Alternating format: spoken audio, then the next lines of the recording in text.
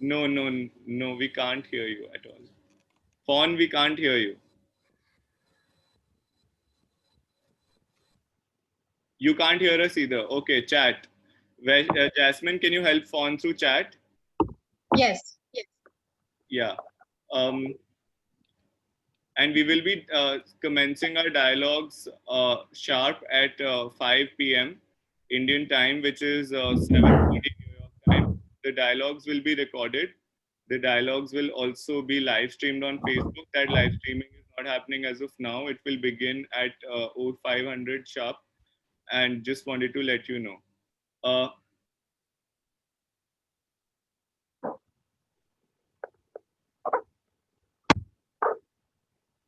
um, Let me just let me Jasmine just let I will just also check the technical part of it. Yes, I'm also sending the required message, Keshav.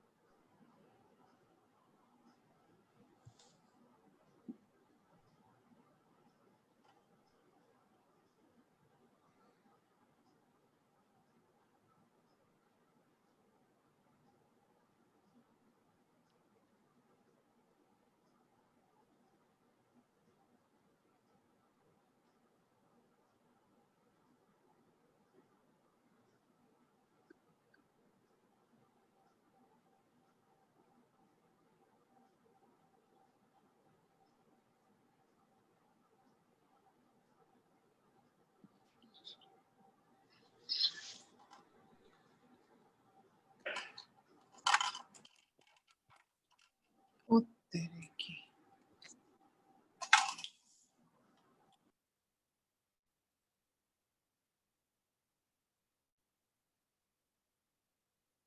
Jasmine, she's just reconnecting. Yeah. Okay. Yeah. Now I think her audio will work fine, hopefully.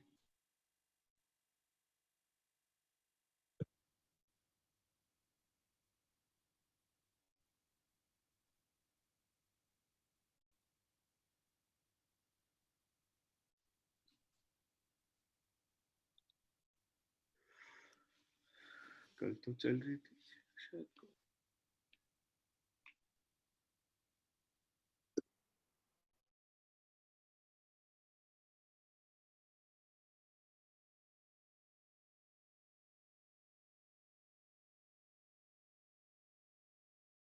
Yeah, in the meantime, all our panelists, can we do a sound check quickly with you? Nitisha, can you hear us? Good morning to you from Boston. I mean, to Boston from India.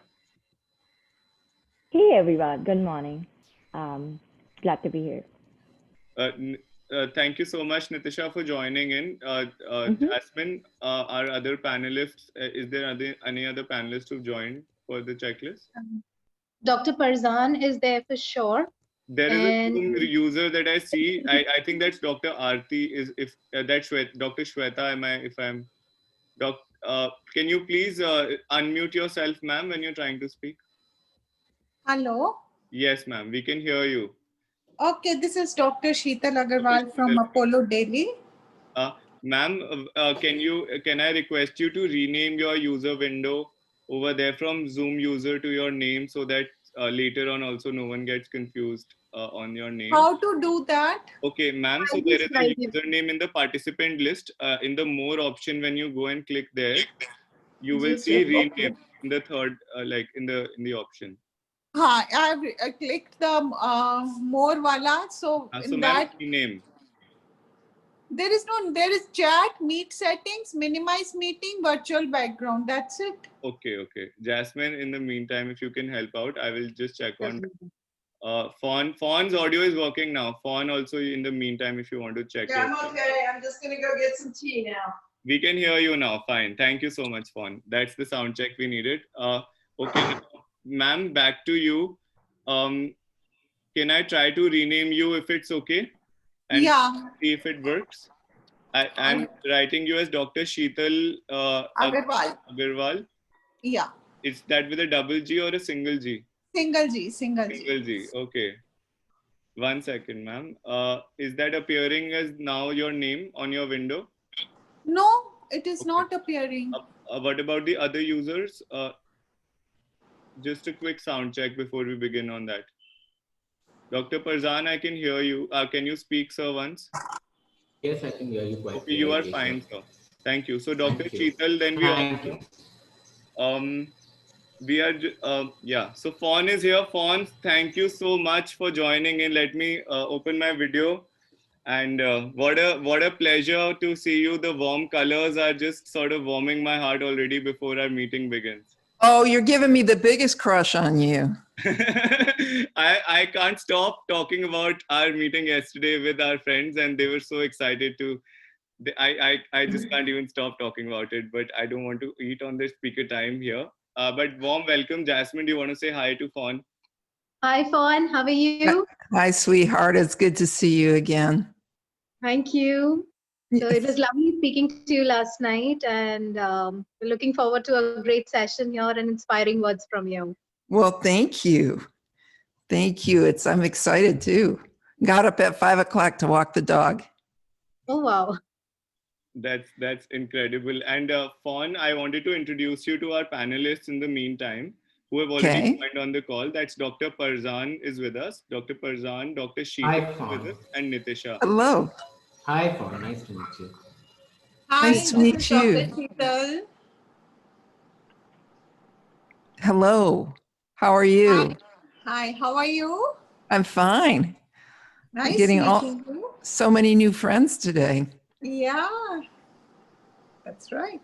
And that's Nitisha also with us from Boston. She has also woken up on your time zone today. Good, good. Yeah, he's fun. Really excited to be here with everyone, and especially looking forward to have this dialogue with you. Can totally understand. I mean, I got up myself without the alarm, feeling great energy right in the morning. It's a lot earlier here probably. It's not that early. I mean, it's just 7:30. Yeah. So, and Fawn, I see Hermina has joined on the video. And Where is she? Let me see her. Hi, Fawn. Good morning. Thank you so much for joining. I'm happy to see you. Amazing. Hang on. Before we get friendly, I want to try how I share the screen, because I haven't really done that on. I'll just do it, Fawn. 1 second. I'll just help you with it. Okay. Now you can do that, Fawn. So I share, and then I have to. Just select the window that appears in the grid. And then I would go. You're right on it. Like that. You've got it already going for you. Right there. Okay. And Fawn, I also wanted to introduce you to Simone, who is our, what should I say, guide, mentor. What an inspiring person who is moderating our dialogue. Simone has already. Where's Simone? Oh, here I am. Okay, wait, how do I stop share? Hang on, stop share. Okay. Hi. Hi. Hi. I didn't get to finish. Let me send more love to Hermina, and then now to you, Simone. Hello. Simone was part of the St. Lucia session as well, that you couldn't join because you were in the last minute change. Yeah, and you did it via video. Look, yeah, now everything now has changed. Imagine. Everything in our lives has changed, hasn't it? It certainly has. So they did tell me I could go a little long if I had to, because I haven't timed this out. So I don't want you guys thinking I'm being a big hog, okay? All right. Hi, Simone. So- How are you? Hi, Jasmine. I am well. How are you doing? Back. It's wonderful seeing you again, and your lovely smile, which we all are looking forward to. And we have we spoke to Fawn last night, So it was inspiring. I've been speaking to Hermina and troubling her with all our doubts and queries, and the way she handles us all, it's absolutely amazing. And then we have you here and some really good panelists. So looking forward to a very wonderful session. Yes, so am I. So am I. Yeah. Simone, this is the last of me going to utter any decibels, but before I go and listen to everyone else, just let me give you my lots of love. I just love your painting and your smile. Okay. Yes, love to you, love to you. Glad to know you're behind there rocking. I'm here getting all the learnings and inspirations from all of you to now take it to action, like I was telling Fawn yesterday as well. And Hermina says, let's do it, like that. Absolutely, absolutely. It's all about the action. Thank you. Okay. Good to see you. Good to see you. I'm gonna start just because we're 3 minutes behind. So Yeah. we're live now on Facebook. So is that correct? Yes. Okay. So good morning, and thanks for taking the time out of your days to join us from all over the world. This open dialogue on reproductive health and empowerment is particularly close to my heart because gender and reproductive health has been behind the work that I've been doing for a long time. So thank you so much for joining us on this day, and to focus on empowerment, because in everything that we do, I think empowerment should be first. So the Aspire Artemis Foundation is pleased to be powering this discussion, taking into account both sides of the debate. Our foundation is committed to improving the lives of girls and women who come from vulnerable and disadvantaged backgrounds through early interventions, education, research, training, and creating an enabling and inclusive environment for those that we work with. So we work in the United States and across the world. So all of our activities in the foundation, we strive to bridge the gaps between theory, policy, and practice. All of our work centers around empowering girls and women to be independent, self-sufficient contributors to society. Women throughout history have faced abuse, obstacles, and practices which have made it difficult for them to achieve self-fulfillment. Human rights and reproductive health researchers such as Laurie Cook and Rebecca Heiss have theorized that some of these abuses, they've been committed against women strictly because of their reproductive abilities that only they possess. The reality is that a woman is able to give life while carry a baby to its full term, while a man is not. So they suggest that some men in many societies find it difficult to accept the female ability to give life, and therefore seek to control those reproductive abilities that she possesses. Is it any surprise then that in many, perhaps even most countries around the world, the politicians most determined to enforce restrictive laws on reproductive rights are predominantly male? I don't think that we take into account that globally, the way in which a woman is perceived and their function in society, their home life and the workplace is shaped by a structural belief derived from the creation story. In many societies, a woman's self-worth, whether she is religious or not, is based on these historical and cultural background of beliefs derived from religion, which are interpreted to say that women were created from men and exist to fulfill men's needs. Yet a conflict in belief recognizes that a woman gives birth to humanity. In certain societies, to some degree, how one treats a woman then depends on how they view the reason for her existence.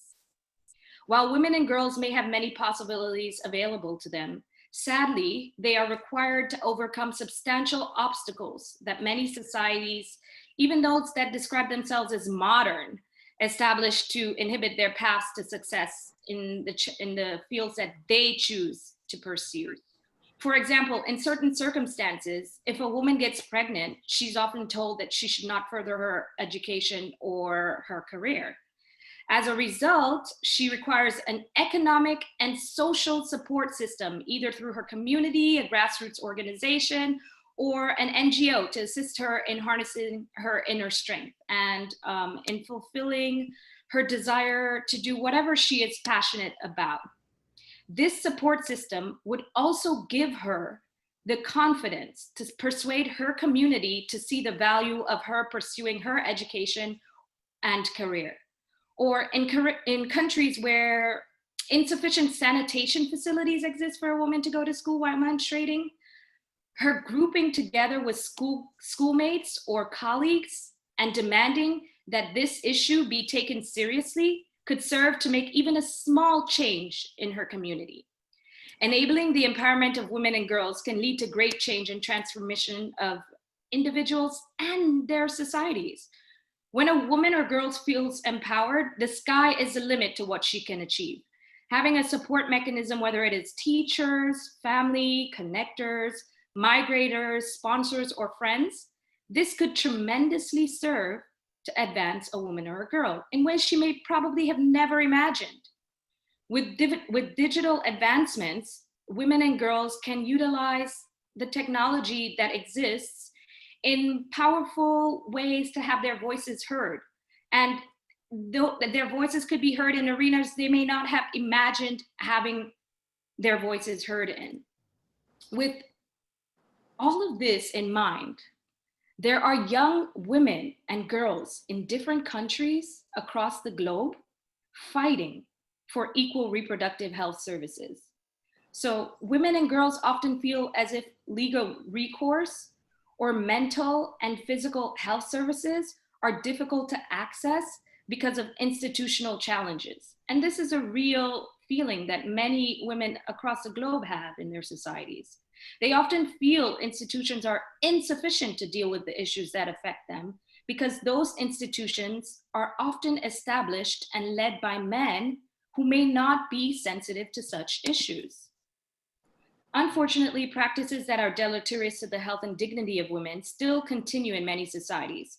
Globally, women suffer significantly from gender-based violence, for example, and in countries emerging from conflict or currently experiencing conflict, the rights, dignity, and health of women are often not sufficiently upheld.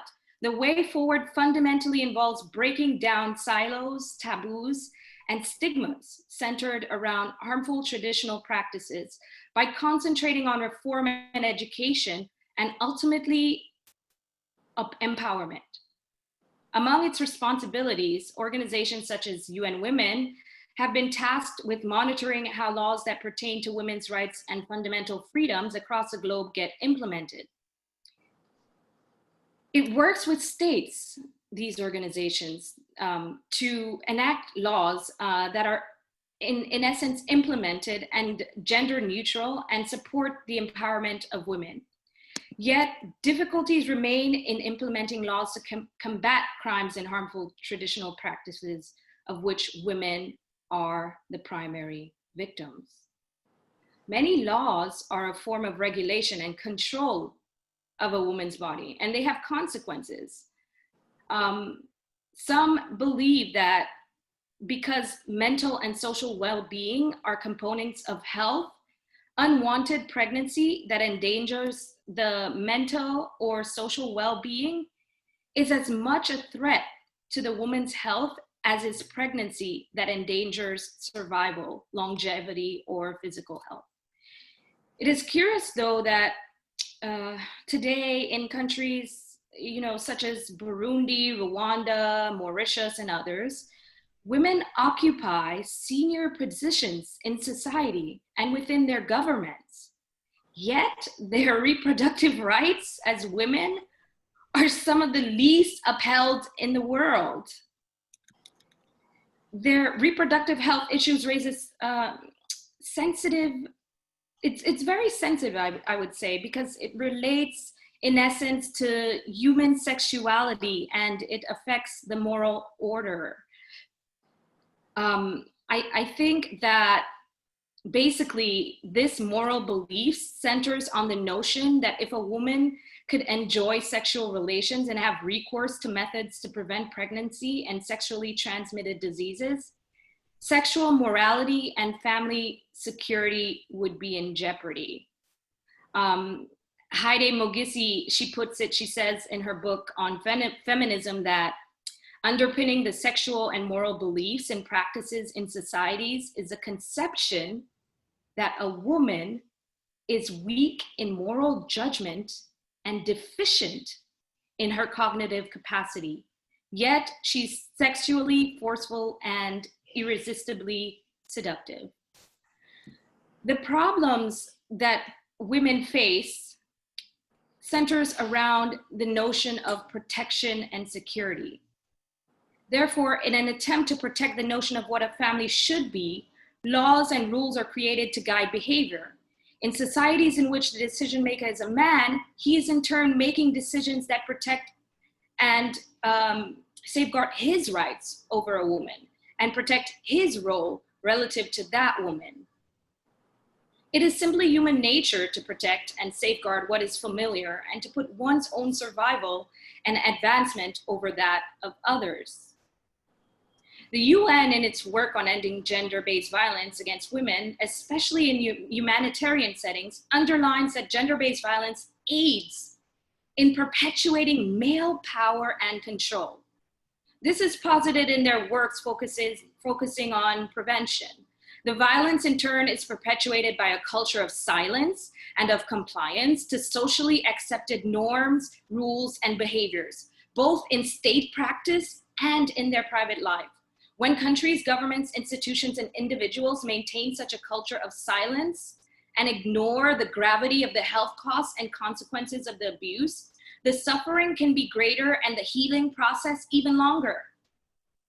Further, as Yamani and Alan Andrew points out, history is abound with examples that indicate that whenever silence was imposed on women, or any other group for that matter, it has led to erroneous and self-contradictory views about them, which in turn has led to the buildup of traditions as well as laws detrimental to them. Many harmful practices and traditions have emerged suppressing the natural rights of women. Violators of these harmful practices and traditions are often not prosecuted. Most legal frameworks do not have the procedural guarantees necessary for victims to accuse their perpetrators. Globally, in practice, though, we often see a culture of laying the fault of the crime onto the victim as opposed to onto the perpetrator. Blaming victims for the crime is a widespread tradition globally. This is often seen in rape cases, for example, where the woman is involved. It is often viewed as she's the one at fault. In addition, a woman who legally must carry an unwanted pregnancy or a child conceived by rape is often not afforded financial or emotional support. Gender roles and relationships, they're socially constructed based on local beliefs and values about women and their perceived roles and obligations. In essence, we need to deconstruct those perceptions. Our personal or religious beliefs should not dictate societal behavior. Focus should be on recognition of ability and in providing and enabling empowerment of women and girls.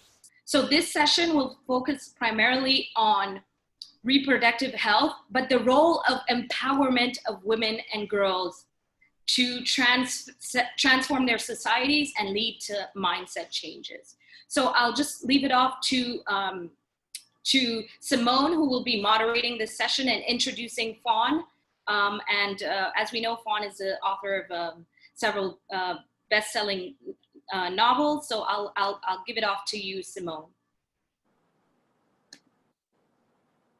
Thank you. Thank you so very much, Hermina, for those very profound remarks. We really appreciate that, and for setting the foundation for our conversation today. I think this is such an important one, and one that I think may be overlooked oftentimes. And so it's with great pleasure that I introduce our keynote speaker for today. And she is none other than Fawn Germer. She is a best-selling author of 9 books, including the Oprah book, Hard-Won Wisdom, ranked 13 on the prestigious Global Gurus list of the best leadership speakers worldwide. She is respected around the world for her groundbreaking work on the leadership and performance dynamics that teach others how to deal with obstacles, then drill down and deliver. She is an animated storyteller who uses compelling and entertaining stories to make the takeaway points that no one forgets. And we are honored to have her today to share with us. Please welcome Fawn Germer. Well, thank you so much. I am so honored to be here. And, you know, when Hermina wanted me to do it, I have such a soft spot for her because her passion just bubbles up in every possible way. And I am thrilled to be here with all of you. I was talking with my new friends there from New Delhi about something that happened when I went to India 9 years ago. And I went on a trip. I'd been speaking in Dubai and I thought, well, I want to go over to India. And I went over and I worked with battered women for a couple of weeks there. And it culminated with an event where I was speaking for them and it was at the Habitat Center. And they had bussed in many of the women that I had been with that week. And I had taught them to say these words, I love myself, because they hadn't really said that very much. And I just thought they probably didn't get it. And in the middle of what I was doing, they ran out on the stage screaming, I love myself. And that's really the core of all of our empowerment and the challenge in front of all of us, because it is that power that is suppressed in all of these issues that you're looking at in this series. It's that is what is holding us down. And the hard thing when I saw these women in India was that I could work with them to see that within themselves, but they would always have to go back home to the same person who was trying to control and suppress them. So there's a lot of work in front of us. And boy, what a crazy, crazy time in humanity to be coming together. And fortunately, we have all of this great technology now, right? Where we can be together and work together in a way that we never could have before. And I love what this series is doing, because that is harnessing that technology to put everybody in the room in a way we never could have. So my expertise really is in that core empowerment that gets people to understand that it's on them, it's on you to seize the moment and do everything you can, because right now this is a crisis. And so I would like to share my screen now. Let's make this work.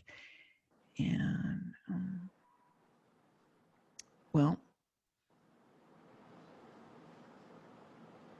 there we go. Sorry, I'm new to doing this thing, but I'll get it right. So okay. Very well done. They what? I'm saying you're doing very well. You're doing very well. No, I'm not, because I just blew my whole deck. Okay, now can you see me? Because I don't see me there. We can see you. We can see You. Okay, I better not do anything crazy. Anyhow, so some of the things I want to talk to you about is what holds us back as we don't, what keeps us from achieving our full potential. And many people have an issue with risk. Risk is where you find your power. And we're all so afraid to take a risk. But I learned long ago, when I had this horrible boss, and everybody's had one, I call mine the boss hole, and he wanted to really derail my career because he didn't like a strong woman. And it took me 2 years of trying to win this man's approval before I realized the problem was him, not me. And I was a reporter at a newspaper in Denver, and there was another newspaper in Tampa, Florida, right near my parents, that had been trying for 4 years to recruit me. And I finally reached the point where it's like, I'm going to do this. And I called the newspaper in Tampa and I said, if you're going to do it now. And they made me a great offer. But I kept thinking about what I had to lose, which was I had a lot of friends in Colorado. I lived in the Rocky Mountains. I had a job that I couldn't be fired from because it was a union job. I had good benefits. I kept going down the list. And a friend said these words, "Don't let security be your dangerous anchor." And those words changed my life forever because she kept repeating it. Don't let security be your dangerous anchor. Don't let security be your dangerous anchor, because that's what holds us back from actually finding out what we have within us to do great, huge things. I mean, just the idea of this teleconference is a great, huge thing that began with someone saying, what if, and then daring to take the next step. So inside of you, you have to find out what it is that you are here to do. And I ask you, what is it that's keeping you from doing the biggest possible things? Because I work with a lot of people in business, and they may be big CEOs making millions and millions of dollars. And you know what? They aren't any smarter or any different than the rest of us. They just have the guts. And yeah, they may be smart, but if you had to choose between being smart and shrewd, go with shrewd. You can do this. So ask yourself, when you have a calling, why not you to rise up? There is no special DNA separating you from anybody on any pedestal. The only thing that stops you is your own fear of diving into the unknown and taking a few risks. Now, I love this picture. I used to have a little orange cat like that, and his name was Willie, and then his name became Evil Willie. But the truth was, Willie would look in the mirror and he would see the greatest, strongest lion on earth. Unfortunately, most of us look into the mirror and we see our flaws. We see our weakness, and we don't see our true power. It takes some work to only see the goodness in yourself. But I promise you, if everybody's saying all those negative things, that's not the real issue. The issue's within inside of you, what you are telling yourself on what you can do in order to take charge and make change. This is a moment where we absolutely need all of you to rise up and make change. So it's on you. Why not you? First, come up with a plan. I always tell people that's what we all do first. But a plan is the greatest piece of fiction that you will ever write in your life. And once you understand that, it becomes a lot easier to rock and roll with the insanity of being a good change maker. So, yeah, I remember when I first quit my job to write my first book, I just thought, okay, I'm going to quit my job. I'm going to write my proposal. I'm going to have this big bidding war on my book, and it's going to sell for a lot of money. Then I'm going to write my book, and then Oprah Winfrey's going to see it. And then I'm going to have this big bestseller, and I'm going to be really rich and famous. Well, your plans never go according to plan. So don't judge yourself by what happens easily. Only judge yourself by what you do when it gets rough. And in my personal case on that first book, it was rejected by every major publisher in the United States. And I had to fight through that. And then the first copy comes to me after I finally figured out the problem. And I take it to my parents so that I can sign the first book because it's going to be released the next day. And we're at this restaurant and 9/11 happened. And my book was released right at 9/11. And at first I was so upset about what was happening for our world. But then over time, I realized that I had to make it or break it and rise up and find a way. And because of those obstacles, I did turn it into a bestseller. My friends got behind me, and then somehow I got it to Oprah. But I would never have achieved the amount of success that came because of it if things had come easily. It probably would have been a mid-list book and not, done anything great, and I would have had to go back to a newsroom. But because of every obstacle that I kept going through, I was forced to constantly say, I want this, I want to win, what am I going to do? And then keep driving forward. And while that is a defining moment in my life. I have to tell you, I realize how small it is compared to some of the obstacles many of you are up against in achieving change. It's just an example, because this thing that I stole off the internet is just absolutely what we face when we're doing big things in our lives. You have plans and you envision that there's just going to be this straight ride, easy peasy, right? But really it's not. You're riding along and then you drop, take a huge fall, and you got to climb a bunch of boulders, and then you think you get there again, and then you got to traverse a ladder, and then you keep fighting your way to the top, and then whoa, there's a moat you've got to get all across, and then you get up and you think you're there, and you keep going, you're going, and then there's another drop, and then big storm, and then you get to the top. But the truth is, when you get to the top, there's always something else.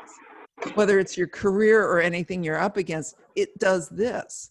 And so the strong among us know that the secret is always, always found in your ability to just take the next step. Always know the next thing you can do to move yourself forward. And famously, I have really bad feet. I got bad feet. The beauty of a teleconference is that I'm in bare feet right now. But no, when I will walk sometimes 10 miles, I'm limping and it's ugly, right? But I know that if I have to get to a certain place, no matter how bad my feet are, if I just take the next step and the next step and the next, I then get to where I need to go. I always get there if I just take the next step. And that's what we have to do when we come upon adversity in what we're doing, is just do the next thing. And I always say, make a list so that you know when you start to hit the wall of something else that you can do to move yourself forward. And I've hit some points in my career where it's like, oh boy, what am I going to do now? The answer is you just take the next step. Weak people see obstacles and stop. Strong people expect obstacles and know they will find a way. It's all about the obstacles. You will find your way. And so you just keep going. Next hurdle, next hurdle. You're going to get where you need to go. Now, that picture is me a few years ago, and that's my butt. Wait, And Fawn, I what? think the share screen is not working out. Remember, we were doing it. Do you want to try it again once? Okay, so you're not doing share screen at all? No, you have the option. You have had the option. We tried it, but it didn't work the first time. So Oh, heck, let's just go out of that. Let me just come back to Zoom so I can see. Okay, but you can see me, right? We can see you, your lovely smile, the reds and the greens behind you, yes. Okay, all right, I won't do anything crazy. Okay, so again if you want to. Anyhow, so I'm on a ropes course in that picture I was going to share. We don't need to go there, but I'll just describe it. So, and I had gone with a friend. And do you all have ropes courses near where you are? These are things we do recreationally, and they're scary, and you put on the hard hat and they hook you to this zip line and you just take one step and then the next. Well, it's scary. And I'm not the most coordinated person in the world, but I always know if I break it down into small steps, I can get where I need to go. And this friend went with me and she put on the hard hat, and we're all ready to go, and I go first. And I know that if I see it as big and as daunting as it is, I'm going to fall. But I know that if I just do it one step at a time, I'm going to get where I need to go. So I do this, and I'm telling you, you have to reach and drag, and it takes a lot of effort to do this thing. And I finally get through the first stage, and my friend was going next. And I said, and she's back on the platform, and I said, what are you doing back there? And she goes, oh, I've decided not to do it, right?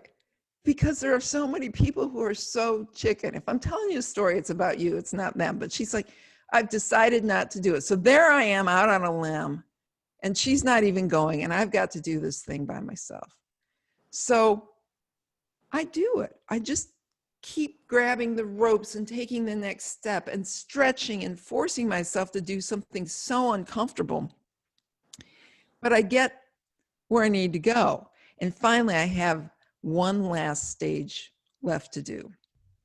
And if you know me, because I used to be a skier, it's like at the end, that's where I'm going to mess it up. So I knew I had to be especially careful. And it's almost like I'm tiptoeing on these tight ropes, right? And you're way above the ground as you do it. And I'm just like, don't mess it up. One, left, right, left, right. Because it's always take the next step. And finally, I get to the finish where my friend is standing. And you know what she says? Wow, your legs were really shaking. There's always a critic.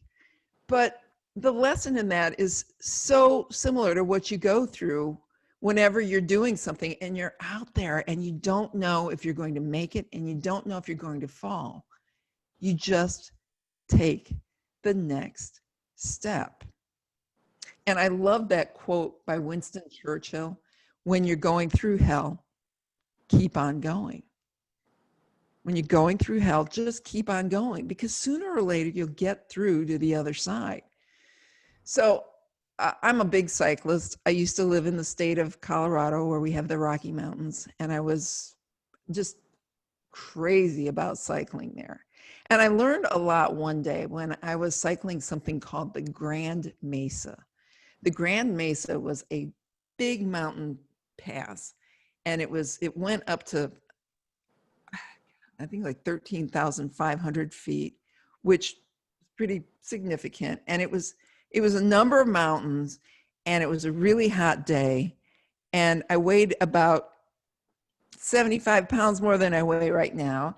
And I was in terrible shape. And I was on this week-long bike trip with, I think there were 400 people on that trip. And it became very clear on that day that there were very few of us that were able to get to the top of that pass. It was really hot. It was very steep, steeper than most of our mountains.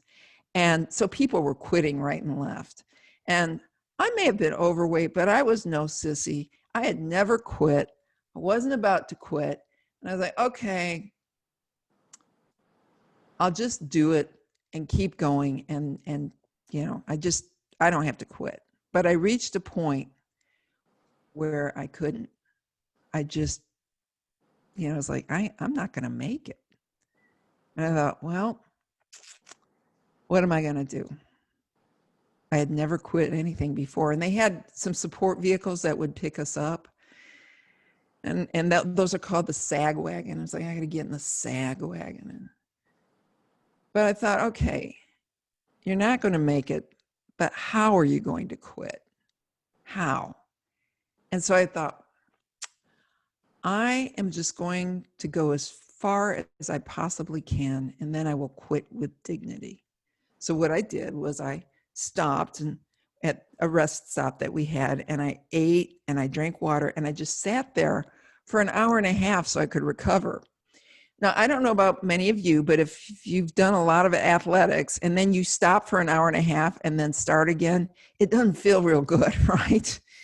And so I get back on my bike and I make this commitment with myself that even if I have to stop every 2 miles, I will stop every 2 miles. And then if I have to stop every 1 mile, I will. But my deal is I will go as far as I can go, and then I will quit with dignity.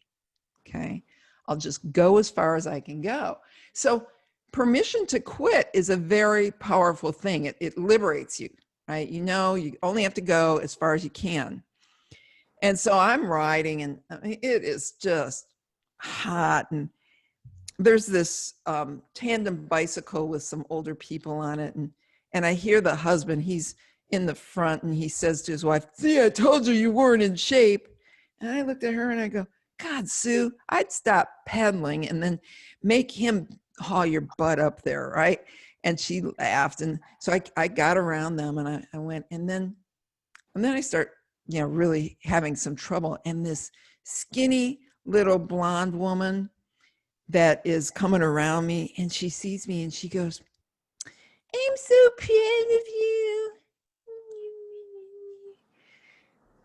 She lifts, goes on. And so then I'm going 2 miles and I take a break every 2 miles. And then it gets to every 1 mile and I'm taking a break.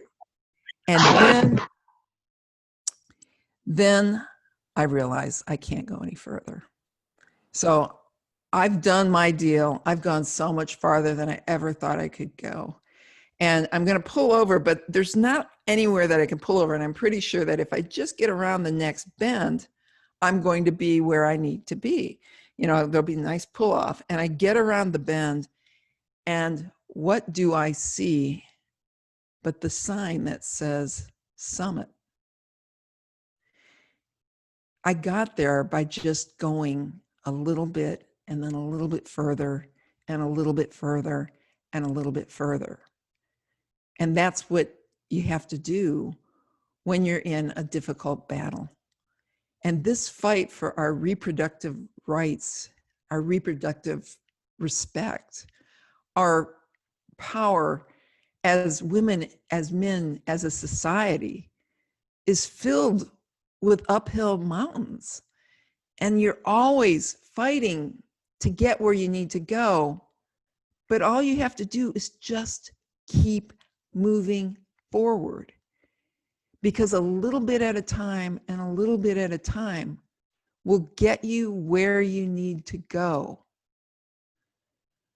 So I just want to close by saying how grateful I am to have your attention for a few minutes, and honored I am to have people who care so much to listen to a forum like this, who want to make a better world. You people matter. And so if I can just tell you, when it gets rough, just take the next step. Just keep moving forward. You will get there. We need you. Thank you, thank you, thank you for all you do and for listening to me this morning. Thank you so much, Fern. I see Fawn, I see where you are described as a compelling storyteller, because I loved those stories. Oh, thank you, Simone. I really love those stories, especially about your friend who left you high and dry there. Yeah, right. What's up, friend, right? Isn't that so typical? Yes. That is it. But isn't that exactly what happens? You're out there on a limb, you're fighting for right, and then sometimes you look around and there's nobody around you. Nobody there. And all you can do is just keep taking the next step. Exactly right. Exactly right. And that is such a powerful lesson for all of us, because a lot of times we think that because the cause is so great, the cause is something that you're passionate about and you believe in, that so many other people are going to go out on that limb with you. And there are some moments in time where it's just you. It's just you. Just you. And I think put those that blinders on and keep going. Absolutely. And one of the points that you mentioned, you know, about adversity and the hard times and the resistance, it's really about you as that individual. I think those are our testing moments, and then the support comes. But I think we all have to be tested in that vision and in our commitment to the vision. And so I think for me, I really took away that, especially the part about taking risks, you know, and taking that next step, because oftentimes that's where people feel their most resistance personally. You know, I believe in this, but I don't really want to be alone in this, or I don't want to have any hardship. I don't want to face any criticism. And so I'm going to stay where it's safe. And safe is the worst place that you can stay. Oh, when safe is the worst, isn't it? Yeah. And it's so funny that you should talk about the adversity and the resistance, because, you know, everybody's just rocking with the passing of Chadwick Boseman. Right. And people, of course, have been playing a lot of his speeches. And I think in his address to the graduating class of Howard University, he talked about that. And he said if it wasn't for the resistance that he got, if it wasn't for the conflict that he felt in playing a particular role on a soap opera and challenging the producers, you know, to make changes to that, to the stereotypes that the character presented for him, he was fired from that show. And he said it wasn't until he was fired from that show that it opened up his real purpose and all of those roles that came thereafter that made him completely famous. It wasn't until losing that job and having to stand up for what he believed in that was the catalyst for that. Well, that's absolutely the truth. It's what comes the hard way. The people that try to hold us down ultimately propel us up. We just don't see it at that point. I have to tell, these people who are writing these nice comments are just really my new best friends here. I just am in love with all of you. It's just... Oh, absolutely. It's a beautiful community here. And so yeah. Thank you so much again for your keynote address. We really appreciate that. Thanks, Simone. I hope I can do more with all of you. This has been really great for me. Awesome. Thank you so much. Thanks. And so now I will go on to introduce our panelists so we can hear from them in addition.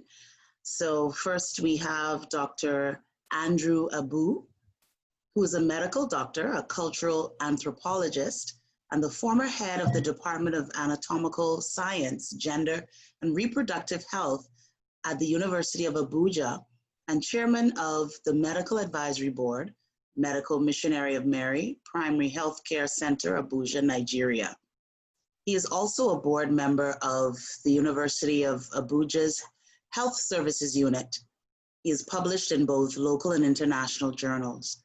Dr. Abu is a member of the American Anthropological Association, American Association of Clinical Autonomists, National Treasurer of the Association of Specialist Medical Doctors in Academics, and is currently working on African polyherbal formulation for the treatment of COVID-19. Bravo. His experience includes, among other things, working on DNA and fingerprinting, anatomy, neuroscience, clinical epidemiology, hypertension, diverse forms of cancer, AIDS, hepatitis, and malaria. We welcome Dr. Andrew Abu. I really love Nigeria. I had an opportunity to visit several years ago. So I call myself Bahamagerian. I really love it there. Dr. Parzan Mistry is our next panelist. Dr. Parzan Mistry has completed his Master's of Surgery in Obstetrics and Gynecology at Grant Government Medical College and Sir J.J. Group of Hospitals in Mumbai. He is a diplomat at the National Board in Obstetrics and Gynecology. Dr. Parzan has done a postgraduate master's in surgery and cleared examinations from the prestigious Maulana Azad Medical College, as well as the Loknayak Hospital, New Delhi. He received the first prize for the best dissertation in the field of radiology in obstetrics at the Mumbai Obstetrics and Gynecological Society annual conference in 2016, and the We for Street Prize, first prize for his talk on contraception. We welcome you, Dr. Mistry. Our next panelist is Dr. Sheetal Agarwal, and she is a gynecologist and obstetrician. She has an MBBS, DNB, and MNAMS. A doctor with over 24 years of experience as a practicing gynecologist and obstetrician. She's one of the best gynecologists in Delhi.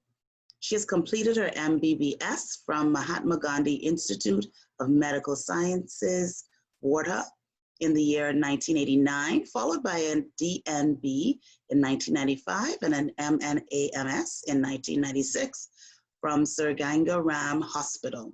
She is also a member of several gynecology forums like Association of Obstetricians and Gynecologists of Delhi, Federation of Obstetric and Gynecologists, Gynecological Societies of India and DGFS South Delhi. We welcome you, Dr. Agarwal.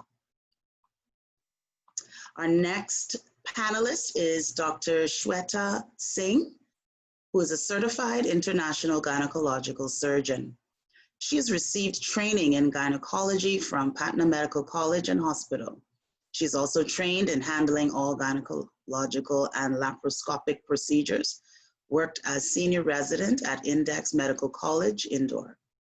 She is a holder of second prize in paper presentation on theme subject, medical treatment of uterine fibroids in 21st Bahar Obstetricians and Gynecologists Conference, and second prize in paper presentation on theme subject, overview of ovarian tumors by various diagnostic methods in the 22nd Bihar Obstetricians and Gynecologists Conference in 2009. Welcome to you, Dr. Singh. Very interested in hearing about that work. That is certainly something that's very prevalent where I'm from in this area,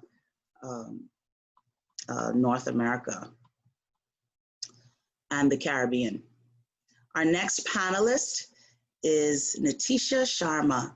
Nitisha is a management consultant with McKinsey & Company based out of Boston. She has worked on 50+ engagements with financial services clients around North America and the Caribbean region, specializing in strategy, mergers and acquisitions, and sales functions. Nitisha holds a business degree from SRCC, Delhi University, in 2015. So we welcome you, Nitisha Sharma, and to all of our panelists today, we say welcome. And so we want to get this conversation going, and we certainly would like to invite all of you to just open your mics in the order that I would have introduced you, and to just bring your welcoming remarks and why you believe this is an important conversation for us to have at this time.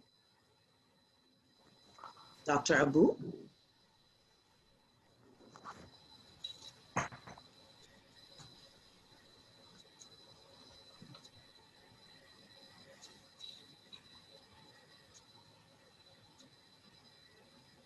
Simon, I think Dr. Abu is still not joined in. I am unable to find him on the list.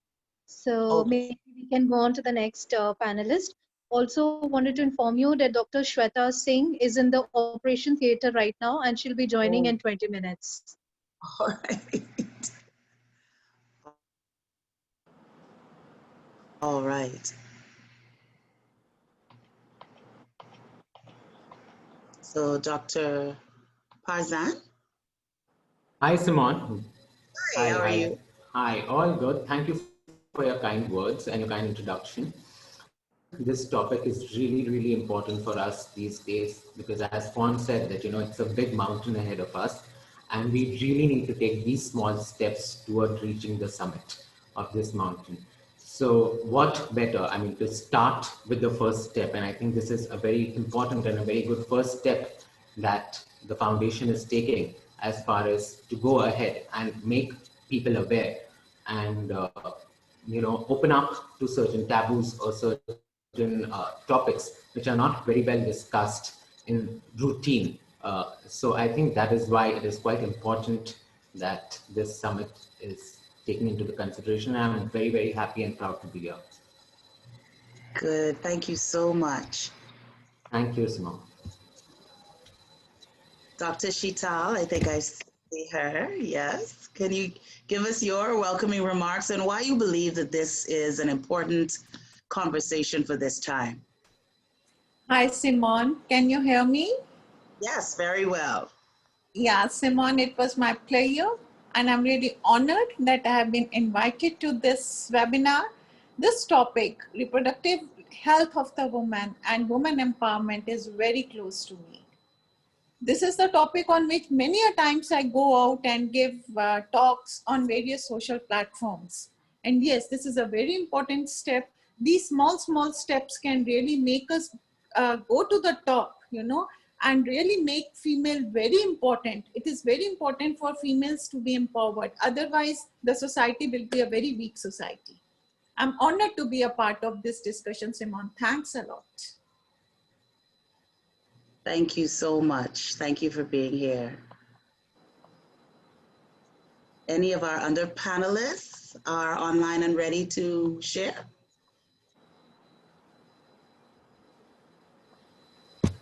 I can go next, Simon. Oh, great. Thank you, Natisha. Yeah, so hey everyone, this is Natasha, and it is extremely important, this topic and this panel, because this is a topic that directly impacts, first off, almost half the population of the world. And so that speaks volumes of how important it actually is, especially in the current time when we do see certain other aspects of health, let's say mental health, taking place, and seeing how awareness can really bring about a change in access, in support, and in overall being able to bring about a change. I feel this is a wave that can really start. And as Fawn said, this is the first step for me and for many of us, I believe, amongst many others that are going to come. Absolutely, absolutely. And so let's start with our first question, and we talk about menstruation. And in some societies, it's perceived as unclean, even embarrassing, inhibiting even the mention of it in public. How do we actively engage and overcome this mindset of this very natural human function? So, Simon, can I take this question? Absolutely. Yes. Okay. So, since I belong from India, I will basically be talking about statistics and numbers present out here. So, almost 335 million women menstruate in India. 71% of adolescent women are even unaware about the process of menstruation. Only 38% of the women speak to their mothers, their sisters, or their closest friends who are girls about menstruation. Sanitary pads are used in only 2 to 3% of the women, and almost 88% indulge in unhygienic methods as far as maintaining their menstruation is concerned. Menstruation all around the world is basically thought of having associated with shock, fear, anxiety, and guilt. But society has put a lot of strains as far as menstruation is concerned, and a lot of role settings that women cannot do certain things during menstruation. But I think the bounds have been broken, and what not a woman can do in this process, right from exercise to swimming to bathing to work, even running Olympics. Like Katie Meal in her article, she mentioned she's an Olympian swimmer. She said that how she handled the menstruation during her Olympics when she was participating in Olympics. Now, Fawn said that there's this huge mountain between us, and we have to take certain steps. And there are these wagons which are there, these wagons which are going to take us down. So what are basically the hindrances? What we are going to come across is, like Jomina said, importantly, that empowerment is something which is very important, and that is something which is very well affected as far as these social and strains are concerned. So there is restricted mobility as far as menstruation is concerned. Education, a lot of school dropouts, a lot of girls have school performance issues. As far as hygiene is concerned, a lot associated with reproductive tract infections. There are environmental hazards. Like in India, I just saw a documentary on Netflix that day, that period, end of the sentence, where that's a documentary on Netflix, where they focused very importantly on how women are not aware of disposing their pads. So there are no proper way of disposing their pads. So environmental hazard, which is coming along with it. Again, an economic setback because of the work absenteeism. So as far as, like I said, that women and girls have diminished capacity, physical, emotional due to menstrual cycle is a common misconception. That is the answer. Yes, it is a common misconception. Do women really have to face these issues? No, That is the answer. Thank you so much. That is Simon, really, can I add a few words? please, please.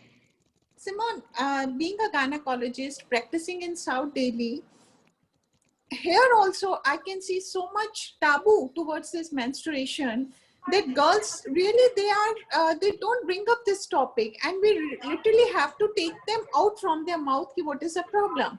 Yes, I agree with Doctor who has just spoken that there is a considerable amount of school dropout because of menstruation. I was reading somewhere that 27 million girls every year drop out from the school because of the start of the menstruation. And the main reason are two. They don't have good sanitary napkins, and they don't have proper toilet facility where they can go and change their sanitary napkins. And there is no water to wash their hands once they change their sanitary napkins. And I think this is the problem of all the third world countries, where there is lack of proper washrooms to go and change it, lack of proper water facility to clean them so as to maintain proper hygiene. Because of which they just drop out of the school. Hello? Okay, yes, you can go.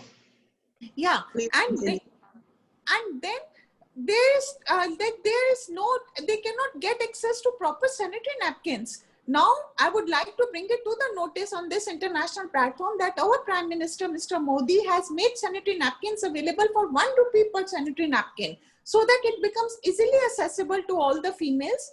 And in Delhi, in all our government schools, every month, girls are given sanitary napkins free, so that they can use it, and they at home they can use it. So definitely we are moving one step. As Fawn has said, step by step we are moving, but it is a very big path, and we really have to cover a lot before we can reach there. Yes, and so do you think then that, you know, there's this misconception that women and girls have diminished capacities during their menstrual cycles, but is it that they have diminished capacities, or as you mentioned, these infrastructural issues that cause them not to be able to perform? They don't have diminished capacity, Simon. I completely disagree with this. A woman is a very powerful, she's really mentally she's very powerful. The only thing is why she drops out of the school. As I've told you, lack of proper infrastructure in all the third world countries, lack of proper water, very important. Basic sanitation, very important, because they do not have access to all these things. They just sit at home. Then at home, they are not given proper encouragement that they should go follow up their dreams. People just tell them, you know, especially in a rural setup in rural India, the girls are not supposed to have any dreams, any aspirations. They are told, now you have started menstruating, you sit at home. You're not supposed to go. By these platforms, by education, we can break these taboos. We can, you know, we can teach the mothers. And once the mothers are aware that what they have gone through, they should not let their daughters or their siblings to go through. Very important. Education is the main tool. And of course, improving the infrastructure. We can bring back all these girls back to the education system, back to the mainstream line. And once they come back to the mainstream line, they can tell other people that it is not that difficult to pursue their dreams after the start of menstruation. Menstruation is not that milestone that your life is finished. Menstruation is just a milestone that you have reached a puberty. From a girl, you have become a woman. It is not that now your life is finished. Your life has in fact started. You can take no more roles. You become from a girl, you have become a woman, then you will become a mother, you'll become a wife, then you'll become a mother. So menstruation is it is a step towards a bigger roles in the life. It is not the end of the things. It is the beginning of the things. So we have to really take it favorably. Yes. Dr. Pasan, you want to add to that?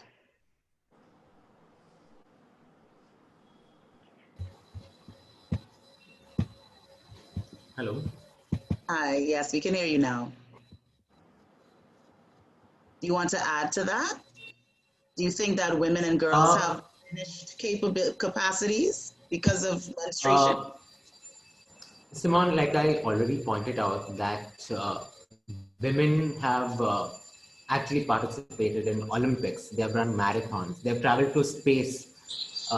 They have served as being judges. We in the medical profession, we have so many doctors during women doctors while menstruating, performing surgeries, performing deliveries, performing various tasks and looking after patients. So physical capacities as such, I don't think so, Simone, is diminished because of menstruation. Yes, menstruation does come with some issues along with it. There are certain problems when menstruation happen. Some women have pain during menstruation. Some face heavy periods. But like we said, that because of introduction of pads at a very lower rate. Nowadays, initially pads were taxed in our countries. Now the tax has been removed from the country.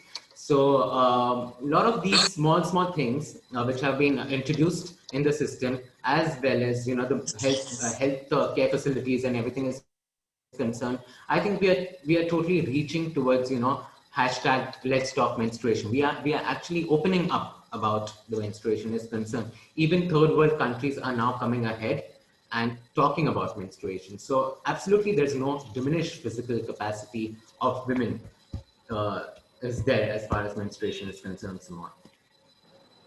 Yes, I definitely would agree with you, especially as a woman who would have had challenges and a girl who would have had challenges with my cycle. I definitely was one that had, very painful, heavy flow, that type of thing. I mean, and it made it sometimes very difficult to maneuver, but you would have had the tools that you needed, to overcome. And then, of course, understanding your body and Absolutely. understanding what you needed to do. But there was this expectation that you had to function through it, and so, yeah, I think that is very important. Jasmine, I know you want to contribute to this question. Let's hear from you. Thank you, Simone. I just wanted to add, because 12 years I've been working in the rural development space, and all through these years I've worked with women and young girls. One of the key reasons for school dropout is when they hit the puberty age, and especially the age at which they start menstruating. Due to lack of proper infrastructure, they do drop out. But I completely agree, an infrastructure issue is a matter that needs to be resolved at a very high extent. But also what happens is the lack of awareness and the taboos associated with menstruation is a far more reason why girls don't want to go to school during those days. So when we were working in the field, when we came across girls with whom we had to do life skill sessions, especially at an age when we knew that they would soon start with their dates, we would find hesitations from these girls to even open up. And we conducted like a little experiment when we would take them to the chemist shop to open out and raise the concern to the chemist person that I'm here to buy a sanitary napkin. The look which the chemist would give, and the girls would be so shy. It took a lot of time to open up these girls to say that this is a basic need which you will be requiring every month, and it's okay to ask for it. We also had to educate the chemist shop people, the boys or the owners of the chemist shop, to ensure that these girls or the women who approach to come and buy sanitary napkins, can we please do away with those black bags which they usually use it to wrap it up and hide it like some secret vault. I'm like, what's wrong with it? Why do you have a problem with it? I'm bleeding, that's it, it's an end to it. Why do you need to shy away from it?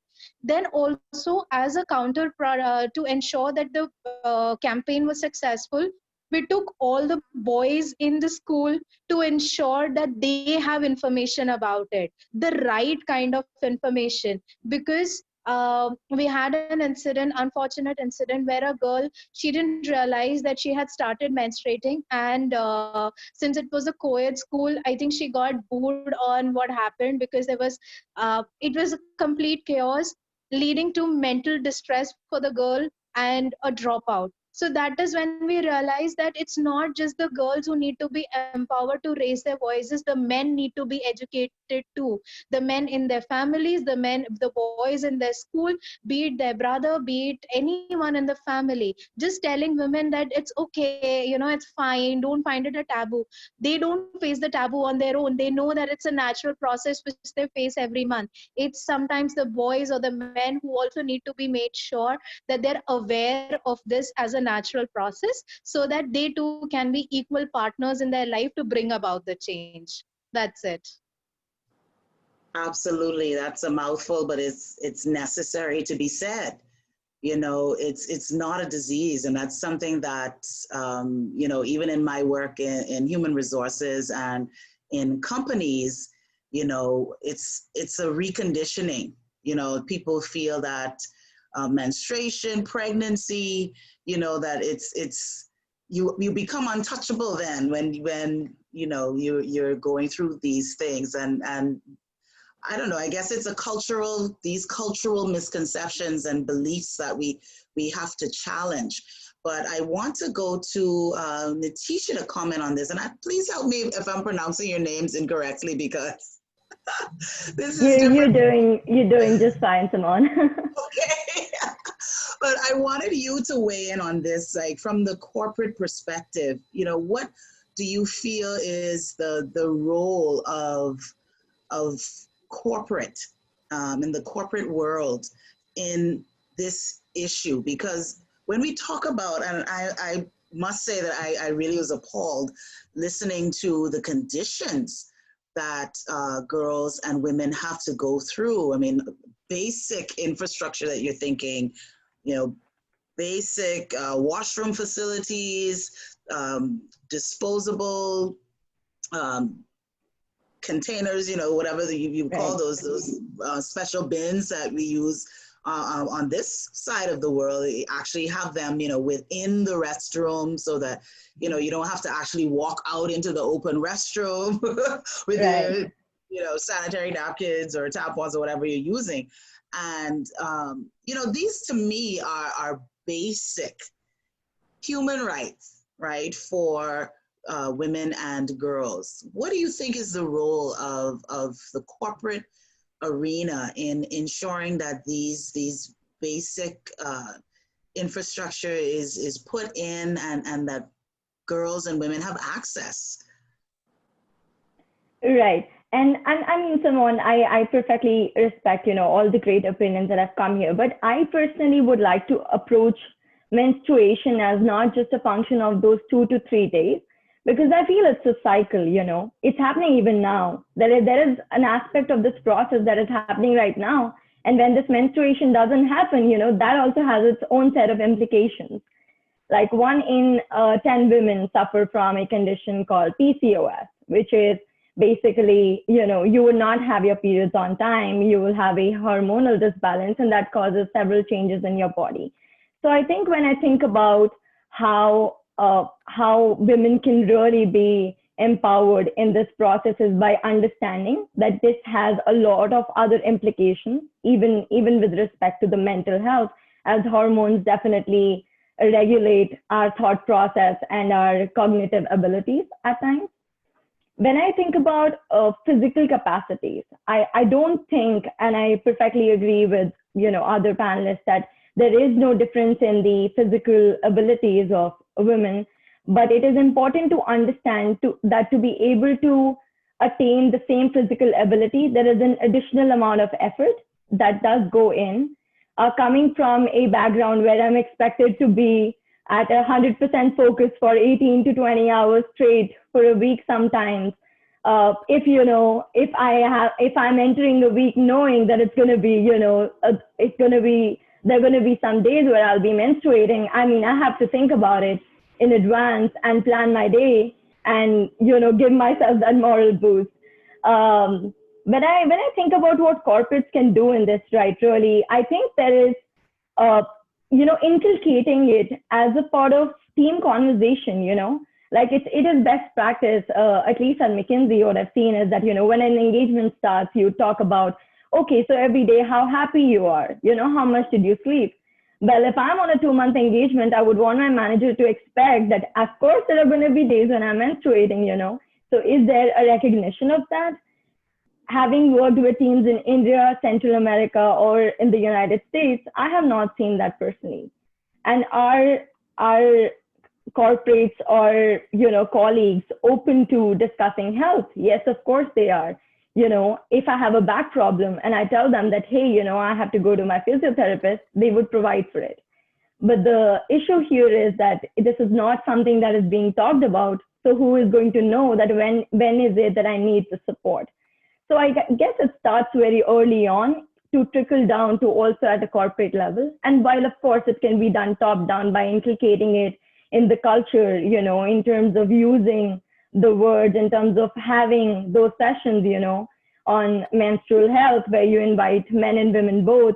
I mean, there are several ways of fitting it in the conversation and making it a part of your daily life.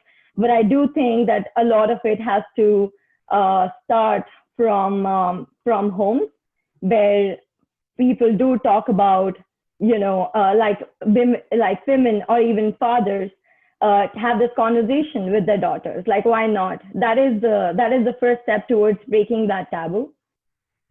In terms of what corporates are already doing, like you said, right, there are tampons, there are, pad dispensers, but always inside the washroom, And if, let's say, I have to go from my desk to the bathroom, I have to literally, maybe hide if I'm carrying a sanitary napkin. But why is that true? Like, that is absolutely ridiculous. If I have a crocin tablet in my hand, I'm not going to do that.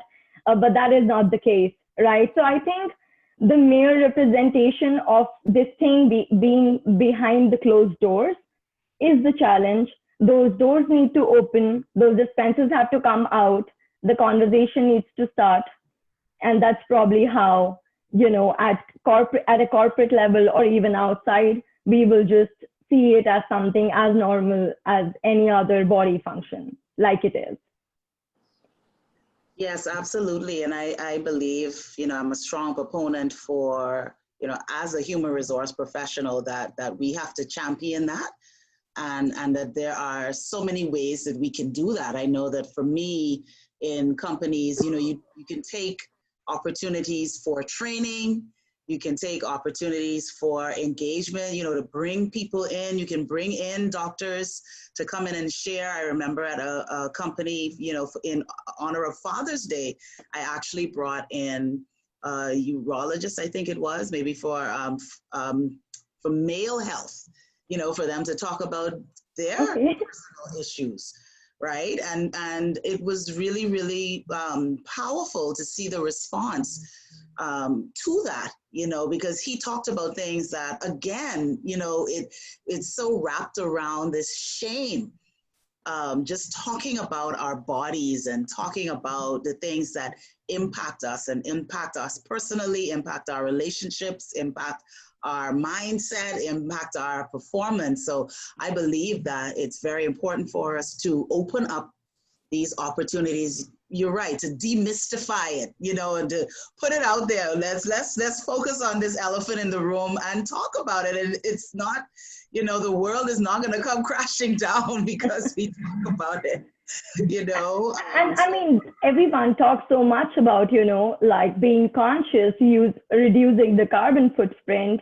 Tons of funds go towards CSR, and all that is very important, but when we talk about stakeholders, your female employees are also stakeholders, and other women in your consumer section are also stakeholders. So like, how are you really tackling this stakeholder management, I think is the question that corporates also need to ask. Absolutely. And putting the same effort and contribution toward it, the same way that you would rally your teams together and donate to some other cause, to, as you mentioned, the environment or, COVID-19, we're going to get together and we're going to donate masks. Well, in the same way that you do that, you can make these things accessible to other people, like rally around this cause. And I've seen it where in companies, it's actually a point of service to the staff. It's like internal customer service, where you'd have these nice baskets in the restroom, and there are complimentary sanitary products that you can use, because we all know that women sometimes get caught by surprise. Sometimes there's no warning. And so, you know, having those things there, I think it speaks volumes to your commitment to your team members. And so, Mahima, I know you want to add to this very robust conversation about this. Right. Thank you, Simone. Well, when we're talking about, having involvement of people around us, be it men or women, I think here I would like to add a real life example that just happened a few days back. I am 18 years old and I'm pursuing, I'm studying college. I just entered my second year and I've been working with the dais. There was a day like last year, and here in India, we actually grow up as like girls that, you know, you do not have to say some things in front of your dad. There's a thin line between what you have to say in front of your father and what you're supposed to tell to your mothers. So I think even I was conditioned to that, but slowly and steadily my parents realized that, you know, this girl is not gonna understand. She's just gonna do what she wants to. So I think I got okay with this idea. And what happened was that I was working for something for the dais, and I had some work pending. So what happened was I was not feeling well, and I had cramps, and I got a text from Keshav sir saying that, Mahima, can you get this done? And without having a double thought, I said, sir, I am on my periods and I think that I'm not feeling well. I'll take a break and then get it done after a quick nap. And I didn't think twice that, you know, I said something wrong. I used the word period in it. And I think Keshav responded. He made sure that I was okay. And he told me that, don't worry, take proper rest and maybe you can get it done later. And after that night, when I sent him the work, his priority was not to make sure that the work is right or wrong, but to make sure that I was okay. So if I am doing that at the age of 18, where I'm not even working professionally for an organization, but I am a student who's working for them, when I grow up and work for other organizations, I'll be more than comfortable to not just empower myself and put my point forward, but also to bring it forward in terms of other women around me and make it a normal concept to talk about such things. And which also brings me to the point that, you know, when we also discussed that there's certain people who do not have access to pads. I would also like to bring on one important point, that is what is happening in Brazil. We've seen that how, because of the COVID-19 pandemic, along with India, Brazil has also been suffering. And in the Amazonian region of Brazil, there have been people who are suffering. So we are in touch with Claudia. Keshav sir has been directly working with her.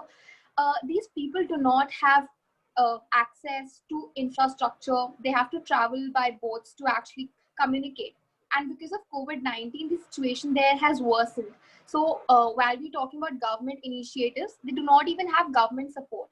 So these people are so affected by the pandemic that do not have access to masks, basic hygiene. So maybe, you know, through these channels, we can actually advocate such rights and maybe work for these people by donating, contributing, having fundraisers on a larger scale. Because there's certain people who might not belong to a certain country, but our country, but they're still suffering, and it's a global forum. So all of us should recognize and accept that fact. And I think with that, to all the people who are here, to all the amazing people, I think all of you are amazing, empowering people who give a space to women. And with that, I think today my parents would be proud to proudly say that it's okay that if our daughter is a fighter and she does not want to agree with the rules of the society, because there are people in this room who are actually here to listen to her and support her for that cause. So thank you very much everyone for that, and hope all of us keep working and raising funds for the people who are in need. Thank you so much for that, Mahima. Very important points there that you have raised. Thank you so much for that. And so what is then the view of women's reproductive health care? Do you think that it has importance as to other health-related issues that perhaps men face? Or do you think that perhaps both gender health-related issues need attention? What are your thoughts on that, Dr. Parzan and Dr. Shital?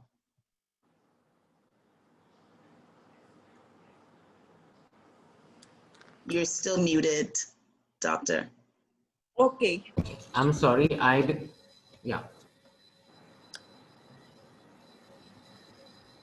Okay. Dr. Parzan, Yeah. you can go. Yeah. So, Simon, I'm sorry the question was not very audible. So can you just repeat the question if that's okay? Yes. Do you think that women's reproductive health care is receiving equal attention as the other health-related issues that men face, or perhaps are both of them equally not given the attention that they deserve?